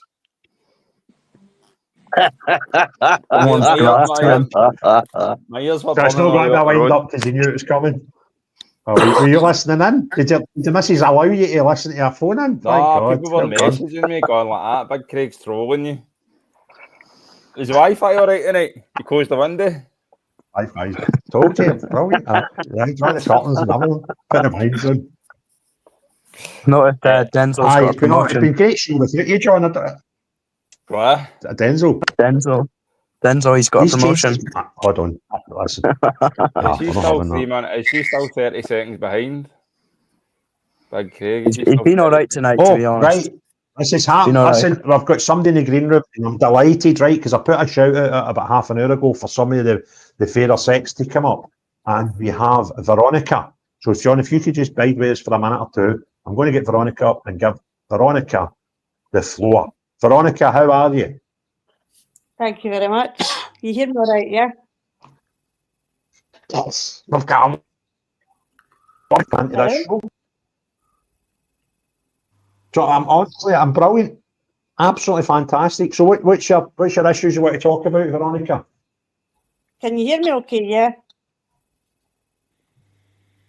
Yeah. Aye. Right. Aye. No, right, basically... Oh, I don't know what's happening. Craig, you're glitching. Maybe it's when I came in the room. Craig glitches, man. Can everybody else hear me all right, aye? We can hear you, Veronica. I'll That's take over fine. for Craig. Do you know what? Don't worry about Craig now, right?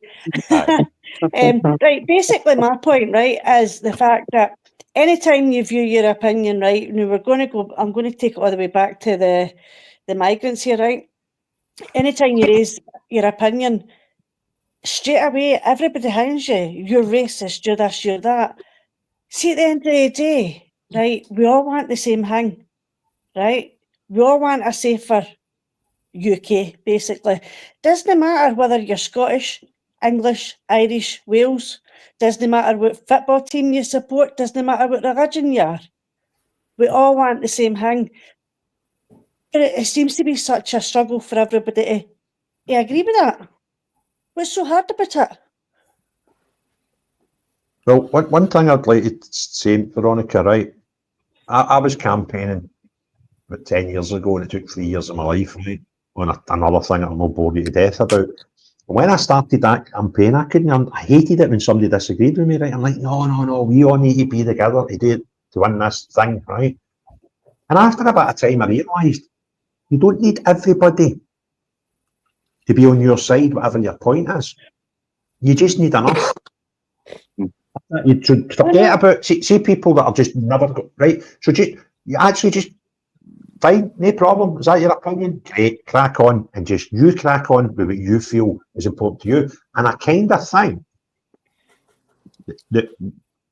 on the immigration thing, let's just take that, because not everybody agrees on everything, right? So let's just take that point. I kind of think I've been to the north of Scotland, the central belt of Scotland, I've been to Northern Ireland, I've been to the north of England, I've been to South England, I've even been to Cali and Greece in the last 6-8 weeks, and talking to the majority, I feel the same. It's not a hatred for foreigners, it's just got too many immigrants. So, and the ones that are coming, that are claiming asylum, will get a bit of a problem there because the system's broke, right? We've got a government that's told us in Scotland and Holyrood that we have got a national housing crisis about October, November last year, which means we don't have enough houses. And then tell us 6 months later that the demand from Westminster that they allow us to write our own visas because we need more people, right? Well, you're kind of that does, even in a simple arithmetic, that doesn't work. So don't feel that you need to get every single person to agree with something to actually make a campaign successful. You just need enough. Let me remind you, Keir Starmer is the Prime Minister of this country, and he didn't get all the country vote for him. So even in the biggest issue, you don't need everybody, you just need enough, and unfortunately Starmer got enough, right? So just let them. It's a label. That's what it is, Veronica. But we just need everybody to stand together and agree for the same thing. You don't need everybody. That's what I'm saying to you. You just need enough. Right? It's in practice. You will never get everybody to agree on anything, right? See if you got all the Rangers fans and all the Celtic fans to decide and tell you what Rangers blue was and what Celtic green was, you couldn't get them to agree, right? You would all come up with something different. So don't get caught up in that. We need everybody. We don't need everybody. We just need enough, Veronica. But that's my opinion. But my opinion is based on experience with me campaigning 10 years ago for something that took me 3 years. And we got enough. We didn't get everybody, but we got enough to make a difference. And that enough was only, in the reality of things, about 20,000 people to agree to do one thing, and we won that battle. And that, I thought we needed everybody. We don't.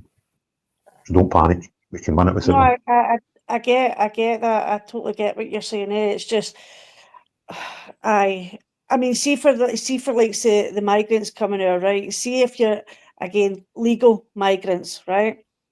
You come here, you do all your legalities and all the rest of it. You're here legally, right? That's fine.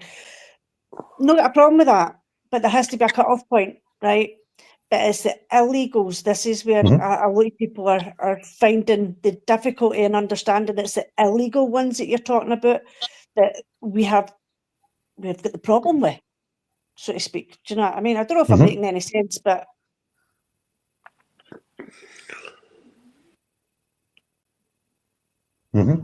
No, and I think everybody's got slightly different things, right? There's some people out there that want no migrants whatsoever, right? And there's some that go, well, like me, for example, I spoke to Sean about this on his podcast he's putting out next weekend.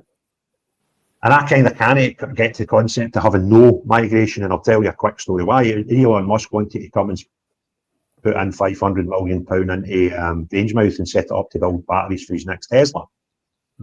If you had no immigration, saying, no, we're not having foreigners, then you kind of stop stuff like that. And I find that a bit bonkers, right?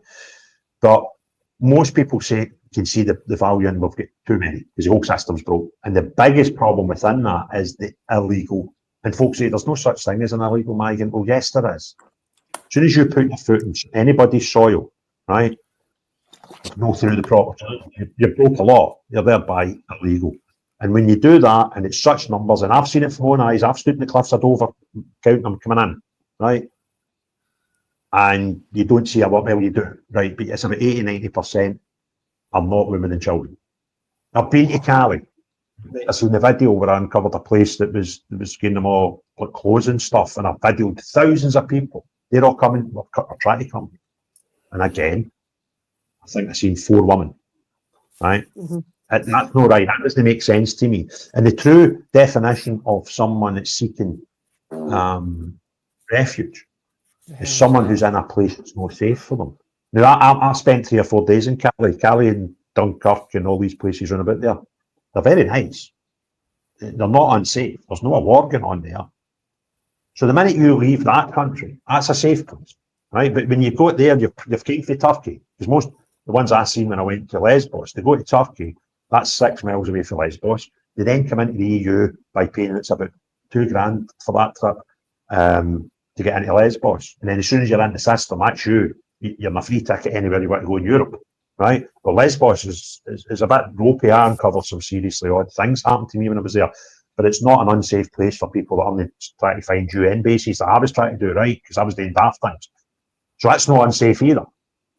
So I'm kind of, you're not a refugee. You're somebody who just fancies coming to the UK as an immigrant, right? And that's been going on for centuries. We've all known people that have went the opposite way and have left here and went to other countries as immigrants. There's a process in place for that. But what you want to do is you want to cheat that process. And you want to put yourself in front of the queue. And I tell the story all the time about young Baraka, who spent the first 14 years of his life in a refugee camp in Africa after his parents, before he was born, fled Congo. 14 years he was in a camp 2.5 miles wide until he eventually came here.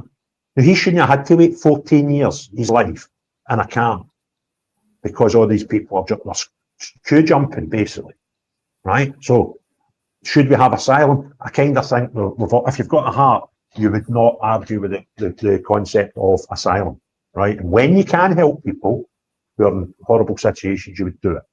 And when I'm not saying you should have no immigration, but you can't just have, you've got to have limits on it, you've got to have reasons for it, you've got to have a process. And if you want to skip any of those processes, then you're illegal. But then you factor that in, the amount of them that are fighting age men, come to our streets, are women and females, are not safe. And now, even in Falkirk, if you're a male, 31, 32 years of age, you can become a victim of these people in a sexual manner as well, right? That ain't right. That's no right, and I can't be putting up with Maggie Chapman. They're all telling me that I've got to accept this. Veronica, I'm always curious. Is that your major big concern just now in the UK, just regarding immigration and that? At the moment, because everything else, I mean, you have to put everything else aside. Do you know what I mean? This is the main thing that's... Well, You see where my head's at, right? So I've been fighting this system, if you want to call it, since I got injured from my COVID-19 jag, right? And that's how my activism started. So that's, anybody wants to look at my stuff, that's what I've been campaigning for, because the amount of people that have been harmed by it. What's getting played out right now is it's actually working, you know, because it's actually working in my favour, it's working in Craig's favour, it's working in many people's favour, because what we're now actually, we're getting more people realising that the mainstream media and government are lying to us, right? Oh, aye. So like Craig's saying, we don't have to, there's some people you're just not going to win with, right? But we're not going to win with everybody. It is, and we're becoming the silent majority now. People are coming aware or whatever of what's really going on. So this is actually, believe it or not, and I know it's terrible what's going on in that, but it's actually working in our favour right now, because more and more people are starting to go, hold on a minute here, we're being lied to in so many ways, and it's a divide and conquer tactic. They've been doing it for a hell of a long time. And it was actually good hearing Craig talk about the fact that, you know, the bagpipes and the salt iron, you've kind of let that kind of go now, Craig, because obviously 2014 you've obviously had a bit of I don't know what to call it. I don't know if you want to call it a gripe or whatever, because obviously what you went through in 2014. But I've been programmed to hate that Union Jack because of a certain football team I support. But at this moment in time, I'm willing to put everything aside to try and make this future bigger and better for us all. The immigration thing is a massive issue, but for what else is to come after that is where I'm worried. And for what else they want to do for us all, that's what's making us all come together, and we'll slowly but surely all come together for that. Hopefully, hopefully it doesn't come to that bit. But right now, Veronica, although things are terrible right now, it's hold on to that hope, because many of us are now uniting together, and all we need is that. The two biggest influences in Scotland, especially, is football, and those two football teams really need to unite. Craig's a Rangers man, I'm a Celtic man. Those two teams could really change, and if they just put their differences aside over a leather ball right now, it would make a massive difference. So I would say hold on to the hope, because 2021, I thought I was dying in my bed, and I was saying bring the noise. Now I'm going to many rallies, and at every rally I've heard now people are saying bring the noise. So for me, it's fucking brilliant, and I'm loving it. Aye. No, see that's interesting, that. John, and having watched. Get on the pair of you, do you know what I mean? One Rangers, one Celtic. That's what I'm saying. Yeah. I mean, you've got the differences. The minute you have a discussion about something, you've got, oh, he's a Rangers supporter, he's a Celtic supporter, or whatever. Do you know? And then it comes into religion, and then it comes into politics. I think, see, Veronica, Sean put a post about a week ago, and he put a post up. I think it was just a picture of me and him, saying, you know, if Craig in and we're going to be done a podcast, and it was right away you've got folk like me talking at Hundy for all that minute. So it's just you're like, shut up and sit. Just sit there. The joke now. I know it's like, so obviously I'm me and John have got kind of similar views, and I think what's happening, Veronica, is manufactured by a global elite, and I think it's a bigger picture. I think what's happening is manufactured to divide and conquer, and I think what's happening is they're allowing, and I think Craig, obviously he can't speak too much about it if he's going to start running for kind of parliament and stuff, but you don't want to be too much David Icke as well, and you need to watch what you're doing, because you'll lose people on that. So the way I try and see it, and I tried to explain it yesterday, is like if you can imagine a chessboard, so and you can imagine like the pawns. So the pawns are kind of like the masses. That's the masses, the people who work 9 to 5 and don't really. They just want to pay their bills and mortgages and make sure their family's all right. And then you go a wee step up, and then you have the rooks, which are maybe like people that are involved in politics who don't really know what's going on and are involved like maybe like take somebody like Ash Regan or something. I totally believe she's a nice person. I don't think she believes that there's a conspiracy going on, but I fully believe that she's in that parliament thinking she's making a difference. I think you go a step above that again, and then you start going to like maybe the Knights, and then the Knights are maybe people like your Mossad agencies and stuff like that who actually are the people who will put in the divide and conquer tactics, and that's what's happening now. And I think Craig maybe kind of obviously when we've done one of his trips showed that there was a lot of UN buildings, a lot of kind of Davos plates and weird stuff going on, right? That listen, we can all sit and say we think it is. Then you go a step up again, and then you've got your big conglomerates like your BlackRocks, your Vanguards, and that who hold tremendous amounts of money. They're the money keepers, and they keep the money, and they allow things to happen. And then you go a step up above that, and then you've got like your Queen, who everybody's scared of, and that's your people who you really can't talk about. You need to come down that ladder, Sean. Now, man, you're going too high. I know, and I think you're probably better staying in the kind of. You're better just staying in the third rung, man. Don't go up higher than the Knights. But I think what's basically happening is, I think even if you take like, I'll just take at the Troubles for example, right? If you look how embedded MI5 and MI6 were in both paramilitary groups. And we now know what they were capable of. They were capable of everything. They were doing absolutely everything involved in that. Now, if you think that's changed to any amount, I think that you've got to kind of relook your position. And I think what we need to unite on, this is only my thing, is we need to find a foundation, a basic foundation. And I would say probably like, are you working class and are you getting shafted? That's it. Don't go any further. Any of the rest of it's division tactics. Don't look into it. Try and take yourself away emotionally, which is very, very hard. That's the hard part, because the hard part is we all act on emotion and impulse. When we see horrible things happening, it's hard not to act emotionally. And listen, this is where they get us. But I think we need to try and stop that. But I don't know. What do you think, John? I mean, I'm only. I mean, you're pretty spot on. I mean, this is the thing. When I go to these rallies, I used to do them before, and my emotions used to be high. But now I turned it into passion. And when I go to these things, there's no emotion with me. I'm not shouting back and forward with them, because I know what I'm doing is right. I know that what I'm speaking on is the truth, right? So I'm not going to change that. I can't change that. I say to everybody, one day you'll eventually come to this way of thinking, evidence-based now at this point in time, to say this is the plan and this is what they're going to do. You know, we can already look at, well, why is Glasgow City Council got 20-minute neighbourhoods lined up for us all in Edinburgh, Aberdeen, all your big major cities? Why? It's evidence-based. You know, they're telling us certain things out there. We've got the farmers all saying this stuff.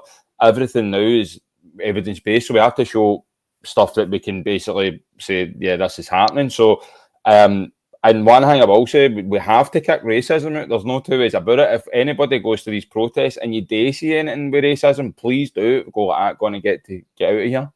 We have to do that, because if I seen that one in Falkirk, I would have said to the guy, mate, beat it. That's what I'm saying. So you can't give people the opportunity to call people something or no. And I've not seen anything at the rallies, you know what I mean? But it's my worry is, and I've been saying it, I mean, you take, like, we go back to the COVID days. It was actually funny, because that movie I seen the night actually was all about all that stuff, and it was like it took you back, and I was watching it and I'm going, when you understand like the psychological game of it, it was like they were all wearing the masks, right? And it was like, so again, divide and conquer. You didn't wear a mask, and it was like the guy was trying to get in the shop in the movie, or you're doing this, you need to stay. So again, that was like, again, you know, put the fear into everybody. So when they ramp the fear up as well, we're not thinking rationally. When they do the divide and conquer tactic with that, then it was vaccinated, unvaccinated, again divide and conquer. Then they brought Black Lives Matter into it. That was in the movie, and I forgot about the BLM movement. Again, look how much division that was.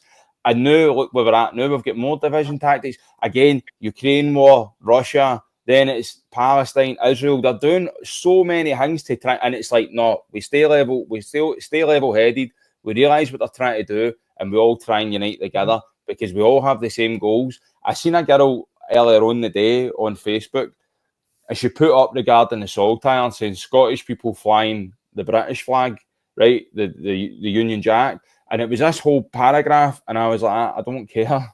If people want to identify as British, they can identify as British. If people want to identify as Scottish, identify as Scottish.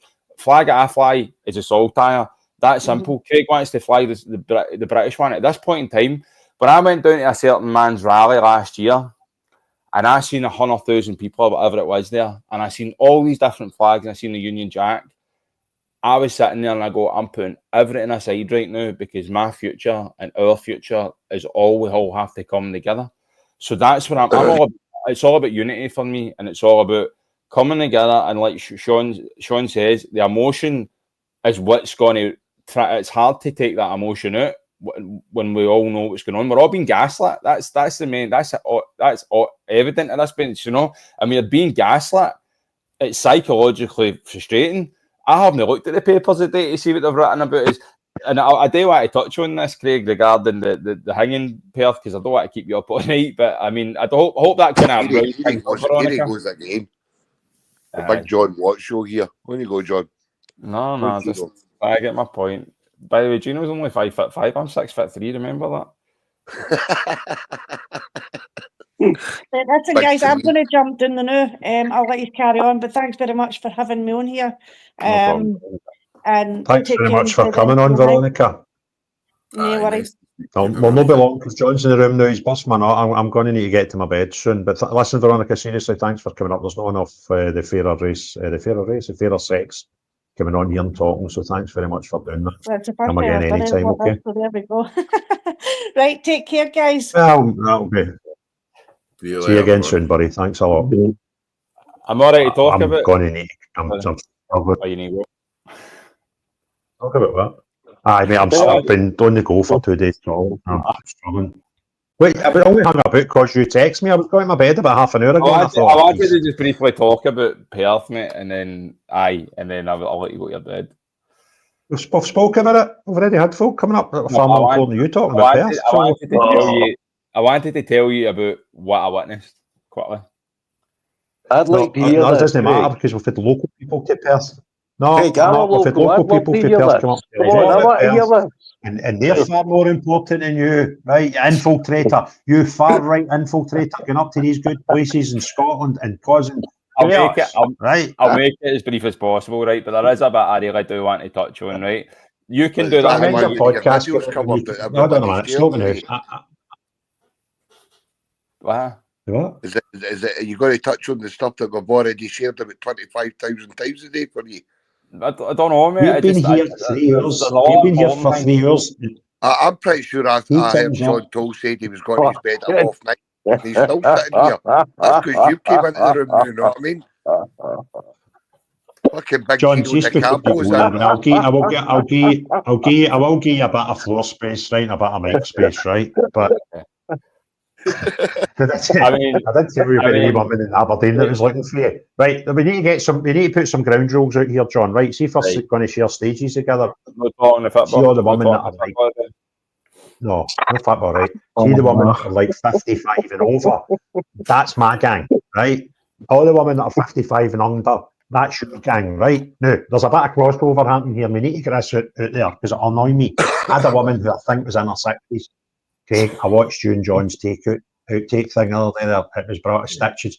Whereas desperately, that's a lovely boy, that, right? And I'm like, no, you're meant to be in Teen Houston, right? So stop it, right? That's my audience. That's my bread and butter. You stick to your own, right? Now you can talk. You've got 2.5 minutes, right? So first things first, Sean, when are you putting that podcast out with him? Because I don't want to overlap, if that makes sense. So when you thinking? Mine's is ready to rock and roll. It's just that I've put out the protest for Perth, so I'm kind of letting that one roll, and then I was going to put out Craig, but I mean I don't want to overlap. Are you kind of ready to rock the Mora? No, it probably. I technically could, but because the other videos kind of rolling in, I kind of let them. I'm rock and roll. You go tomorrow. No, Jesus. I'll put it out. You're hard work, you. Honest to God. No, because I don't want to take away there and people go there. Do you know what I mean? It's like, look at Lucy Conley now. Do you know what I mean? I've watched one with Dan Wooten, and then it's like, you don't need to see another one. Do you know what I mean? Like that's what I'm getting at here. I think they'll be totally different. Sean's is better. Yours is better, Sean. Yours is. See what you done, Sean, is you do. See when you're interviewing people, you use that old fashioned way of interviewing people, where you ask them a question, right, and you let the guest answer. That's kind of how it works, right? John's like that. I'll be waiting to tell you this, right? And you're like that. I walked out and left him halfway through. I went. It's a new generation, mate. You're stuck in the BBC old days, mate. This is the podcast, a conversation, right, with a camera. Gino, he's absolutely right. I mean, you took the long way down to Falkirk that day deliberately so you could fucking bust man up. Anyway, you know what I mean? Right. Anyway, we go back and forth. By the way, the bit with the outtake. See him just before I go any further. You've got 3 minutes. 3 minutes.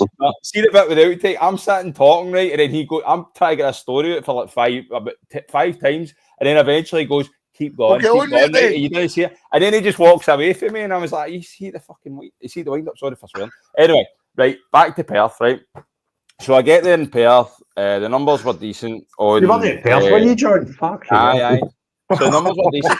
Now, when I go there, right, so we marched up and all that, and the thing that annoyed me was that there he goes, like there he goes.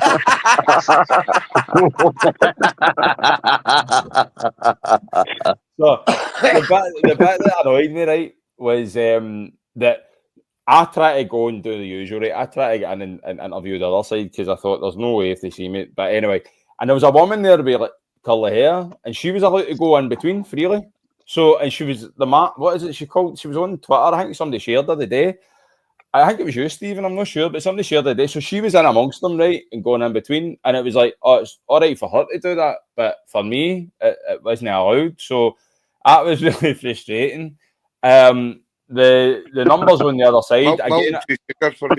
The people on the other side, right? It was the same faces. So, for example, right, there's Craig reading his own book. Jesus. Anyway, that's him trying to sell his own book. So the football here. So the people on the other side, right? The people on the other side were the same faces for Falkirk and were the same faces for where else did we go? Peterhead, Aberdeen. Some were for Aberdeen and some were for Falkirk. But I've also seen the Refugee Welcome Glasgow one, right? Mm-hmm. So see when I seen that MSP guy was in amongst that crowd and he's sitting, and now it responded to me on Twitter. That guy responded to me on Twitter and he said the people that were in that crowd were local. And I went, well, that's funny because the people that you're photographed with, I've literally witnessed them at Glasgow. So the fact that MPs, MSPs are actually taking their side already, it baffles me. It frustrates the life out of me. Where you're supposed to be an MP, MSP, you're supposed to listen to people, you're supposed to remain impartial. True or false? You've done well, John. You've done well, mate. So when you're sitting there, but there's one bit now, Craig, if I go to your attention, there is one bit I want to highlight, and see for me, I actually get a bit emotional at this, right? Can you bring the video up, Craig, and go to a certain amount of time? That's 3 minutes. You've had your 3 minutes. Serious time, right? Serious time, this, right? The one I've put on the deck. Right, the one at Perth. On Twitter? No, the one at my YouTube channel. No, I'll go to YouTube. He's plugging his channel. Give him that one. I'm not like come in that channel to say, hey, man, go and stick my video up. We can go and stick my video up. In all seriousness, right now, when I was there, this actually broke my heart, right? And I actually get emotional about it. When I see an old woman at 80-year-old, 82-year-old, who's a pensioner, out in force, trying her hardest to get the message across, it broke my heart, right? See if you can listen. Now, when I interviewed this wee woman, I actually couldn't hear her because the drums were behind me, but it wasn't until I got home I actually got to hear what she said. I mean, I don't know, Craig, can you get it up? It's a bit personal. Come on. I think I know exactly what one you're talking about, John. I was stood right behind her when you were interviewing Video, her. John. What's that?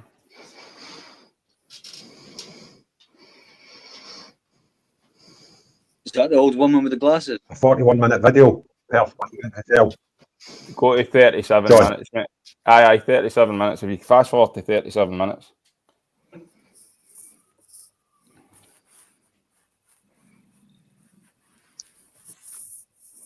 Now, for me, this was like the day I was sitting there and I was like, this is heartbreaking.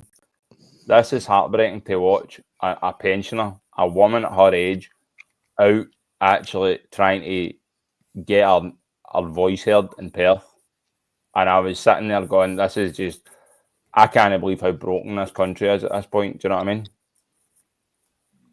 And it's just, and I couldn't hear it at the time, but the thing she was saying, when I get back, and she's like, where's Keir Starmer? This guy should be here. Where are these politicians? And I'm sitting there going, this is how broke this country is. We've got people that know what's going on, but they're too scared to speak. And then we've got elderly women like that getting up off her ass and trying to do something. I'm now creating wealth for you. What? Make sure you get a percentage. He's opened the fucking Wi-Fi again. He's opened the window again, let the Wi-Fi out. What is that? I mean, like, oh, I got it all sorted. I've got the top broadband. Yeah, You've got to remember, Craig, man, it costs a lot of money to get your teeth white and getting your spray tan and that done constantly, man. Know what I mean? So give the guy a plug. You know, it didn't know working, Craig. He's not tried. Craig's back in 1990, isn't he? Right, come up. What? Oh, hold on. Can you not share it on the screen?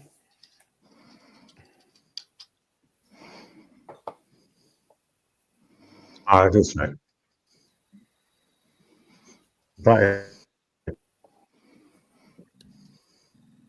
Right, I think it's just coming up. When does that Wi-Fi kick in? To be fair, it was all right on that until you joined. I know, I'm thinking there's something going on, by the way. Are you nicking his internet by any chance? Possibly. Yeah. I get back. I'm nicking his fans now. So he's like, I gave you a shout out. Next on it. He's like, I gave you a shout out in Aberdeen, and I was like, I said, bring the noise. Where's the host gone? The Wi-Fi's went down. His line wires crashed. He's running on B Sky B now. What's that, Stephen? Have you seen Craig's speech for Aberdeen? I haven't, mate. No, I've just seen a snippet. Like, he says, I'm going to give my good pal John a shout out. Making the noise. He got it wrong. He said, make the noise. Make the noise. And by the way, I said that to him in the car coming down for Aberdeen, right? And he's like, no, never. I said, bring the noise. I says, you never. You said, make the noise. There's only one guy that can say bring the noise, and that's me. It's patented, man. Oh, for God's sake. The system. I tell you, if you were made of chocolate, sir. You would eat me. Jesus. Hang on. You said we said we wanted to get together, but I was taking a bit fucking. I mean, that's a bit too together. But Perth, say to be fair, like a lot of people didn't know about Perth. There's Big Acoustic connected. What's happening? Welcome to the latest episode of my 10-minute moan. My internet is crashed. Your 10-minute moans in your Wi-Fi, Just kid on, I'm not here, not trying to get this video up, John. Right? That's what's happened, John. Your video was fucking crash Craig's show, man. Definitely. But no, regarding Perth, a lot of people didn't know about it. I'm getting a lot of messages from people saying. Well, listen, it was pretty poorly advertised, though, John. What's going on with Somebody's doing heavy breathing down the phone, so can somebody. You mute yourself, mate.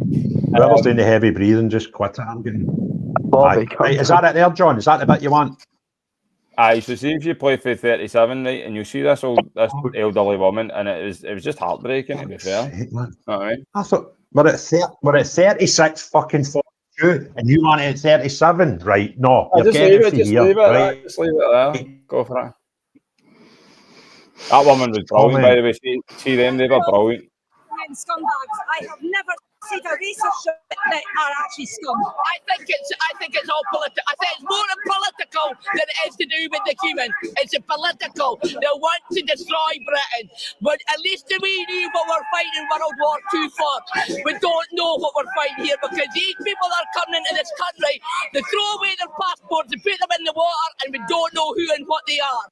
And you're not safe, but thank you very much. You can't do this here, but there she's there.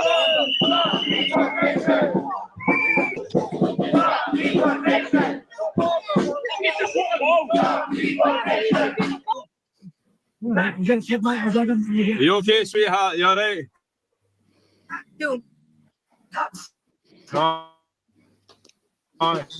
What's up, with you alright? He's a friendly surprise. What brings you here today? I live here in Perth. Are you a bit worried about Fair? Are you a bit worried about Perth recently? Yes. What makes you? When you get in the street, that's all you see. What's that, sorry? That is all you see when you get in the street. Aye. Foreigners. You're scared. Are you here doing the local thing? I'm not. What's that? The hotelier, they lock the front doors and they have to use the door at the back. They took a piece of ground from the house owner for the other side of the hotel and made a path for them to move between the Queen's Hotel and the Station Hotel. Are you racist? I'm not racist. I've got quite a number of friends of different denominations in the country, but I am not racist. But I object to the British tax constantly paying on these people who do not respect our laws and our country. Well, it's good to see that you're out here. Well, when we touch here, maybe just try this, ladies and gentlemen. Oh, that feels nice. Jesus, Skip. Right. God.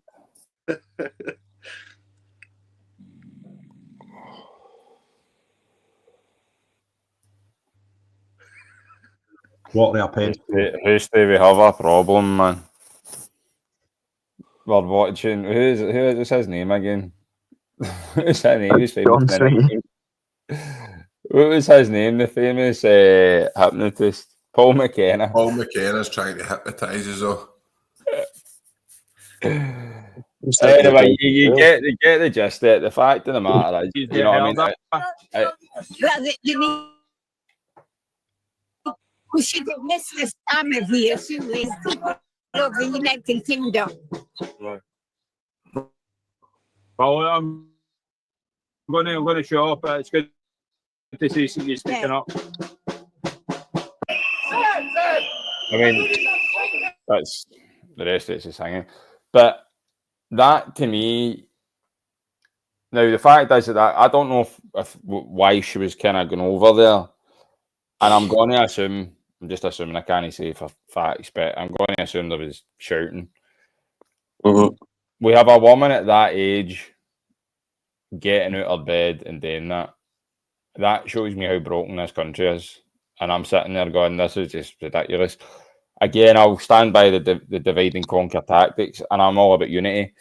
And this week we're going to announce something, and hopefully everybody just brings a noise and we bring unity. Hopefully, to try and no divide and conquer. There will be people that don't want to unite, but at the end of the day, there's many causes that are being ignored. So, watch your space and bring a noise. But I mean, Craig, any input regarding that video with that wee woman? Were you at Perth at the weekend? Aye. And thoughts had bumped into you in Stirling. Just a quick thing, John. I mean, you touched on earlier on, right? We've been buying. You've not sent me the video for Stirling. You had one job, and you've not. Where's my video for Stirling? I did. I sent it this morning. You got it through email. I take it Craig's about 4.5 minutes behind everybody. He still thinks his bloody team's alive anyway. Carry on, Kev. I mean, I've been saying it since I come on that platform. You're absolutely right. I mean, you and I are Celtic men, right? And see the amount of abuse we take off the people the team that we support, because we're actually saying that, do you know what, we're not putting up with this anymore.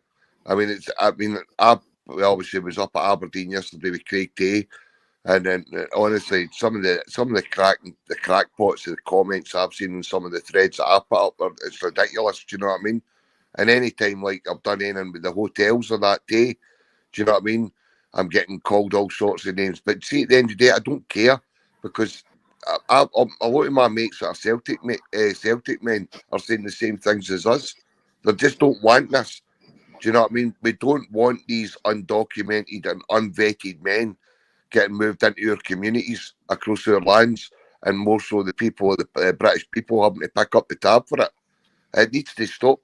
But as you say time and time again, John and Craig, and I've been listening to Sean earlier on, I mean, you guys go into really deep things, right? I need it in more simpler terms than the way you do it, right? And I think sometimes when you guys are talking about things like, you need to remember as well, you need to put it in a bit more simpler terms for people that maybe don't understand it as much as how deep you went into that and how you put it. Do you know what I mean? Because there are bigger forces at play here. We're getting absolutely trolled off our own governments. Do you know what I mean? Kev, the most simple way I say to everybody, I go back to it all the time. The documentary, The Agenda by Oracle Films. If you haven't watched it, please go and watch it. It is very simple. It's very simple. It lays a lot of things out. See before. When you go. See before David Icke turns up, I need to go in my bed. Can I just say something? See, over the different channels that this goes out on, 9,500 people have watched this live at some point tonight. Did it jump up when I came on? No, that's down. My X feed just disappeared. I'm like, oh, it's him again. Honestly, that Bampot, man, that David Icke. He's on. Do you know, see, to be fair play to John, I was thinking there for a minute, right? You've went some journey, and see, when you used to come into X Spaces like a year ago, it didn't matter what we're talking about. You would go, but the Jag, right? And you just, all you wanted to talk about was the Jag. And I used to watch it, and you jump from room to room to talk about the Jag, right? And I kind of think that something's clicked somewhere, and you went, fuck me, it's bigger than that. And yes, the Jag is fucking horrendous. And if anybody doesn't want to listen to about how bad the Jag is, go and get Alex Mitchell, my good pal, the Bionic Mod.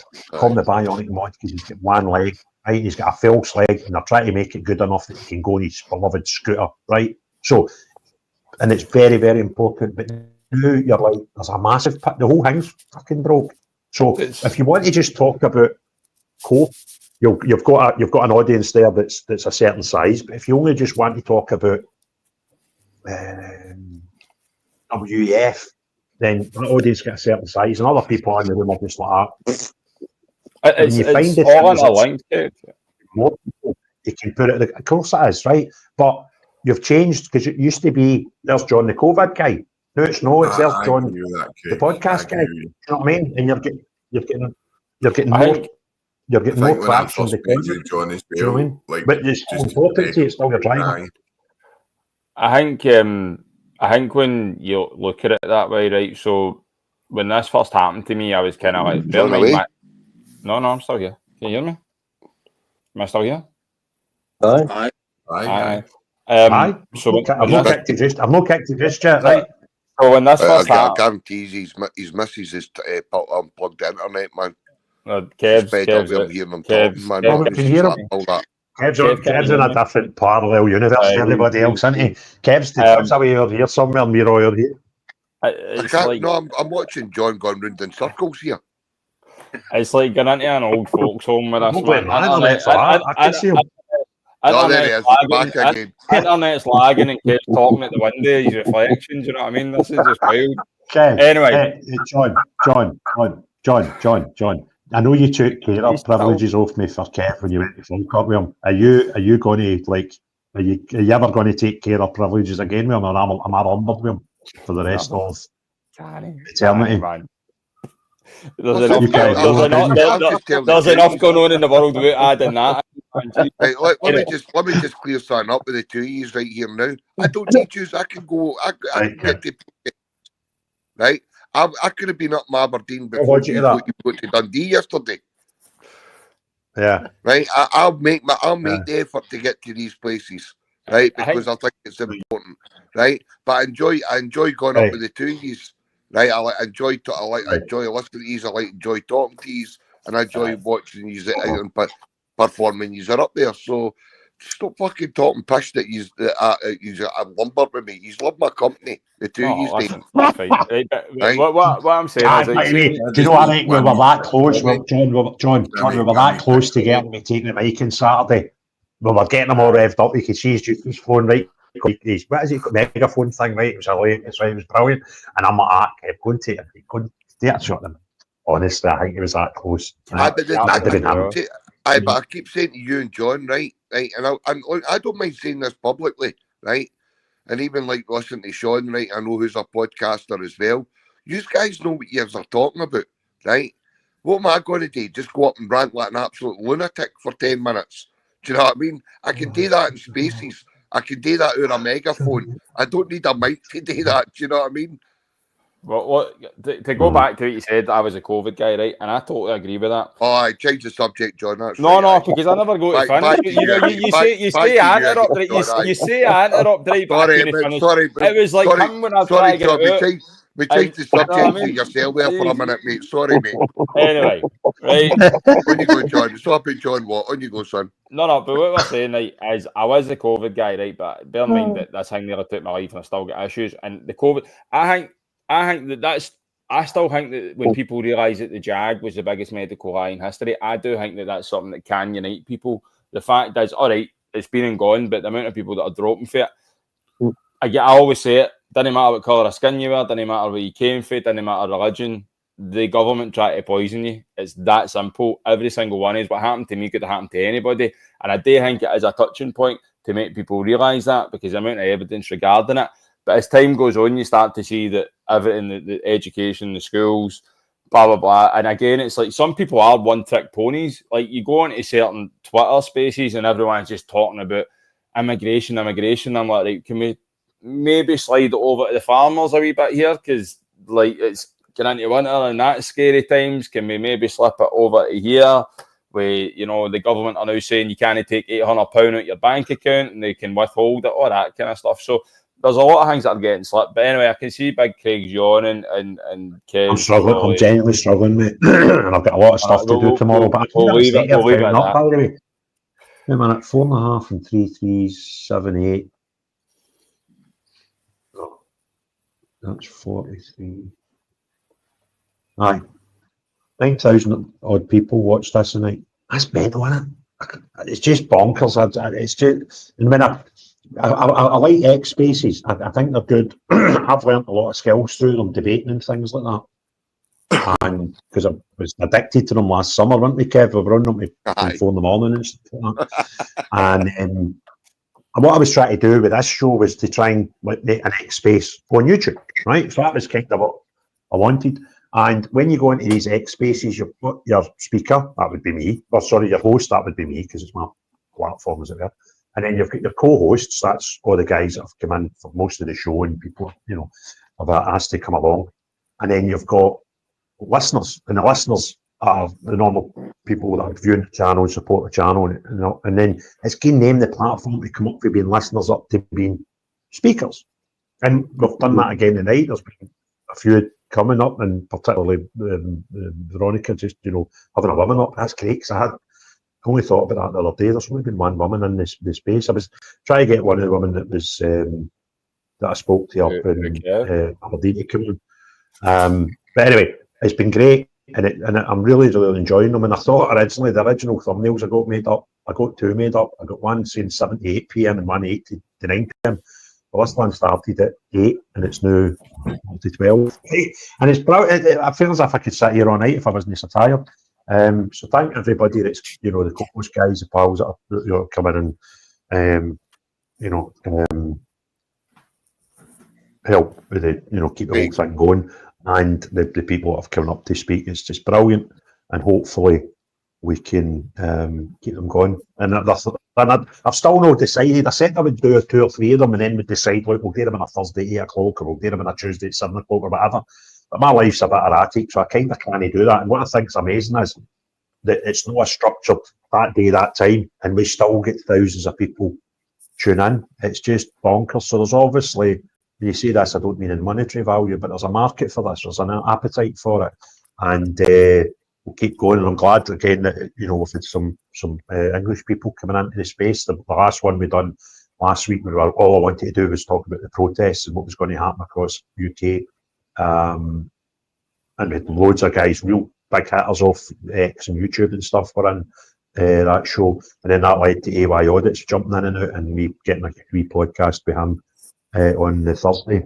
So it's been wonderful and it's good fun and long may it continue. So thanks very much to everybody that's been in helping me co-host this and the people have come up to talk, because that's what it's about. And I want to be able to get to a point where it's just I'm queued out the door coming in the phone in, because that's kind of where I want to go with this.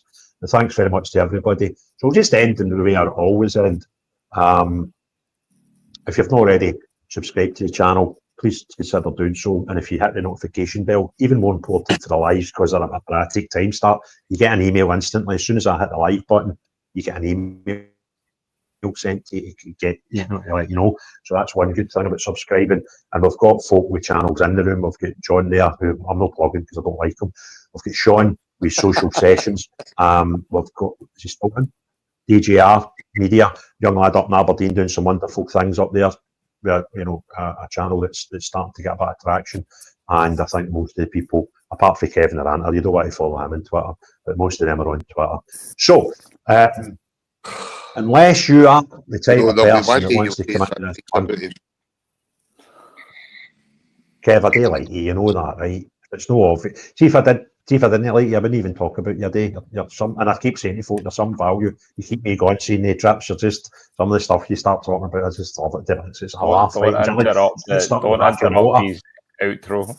She gets stuck in the motor, back of the seat in the motor. He took the front seat. Imagine doing that to him. No. Right, you're a good lady. Right, I went to go in the back. She went, no, you jump in the front. And I went, no, you just went, no, I'll sit in the back. So no, don't but even think it's about gentlemanly. it. But listen, it's gentlemanly to say it at least 3 times, right? And almost demand it 3 times. All right, Glenn, thanks very much. Cheers, right? Anyway, bar that, right? Aye, unless you're the type of person that comes into this country and costs us £5 billion a year because you're here.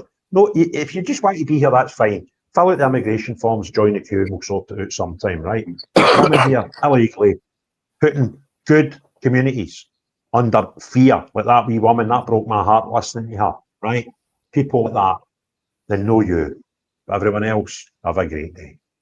Great day, great night. Cheery bye now.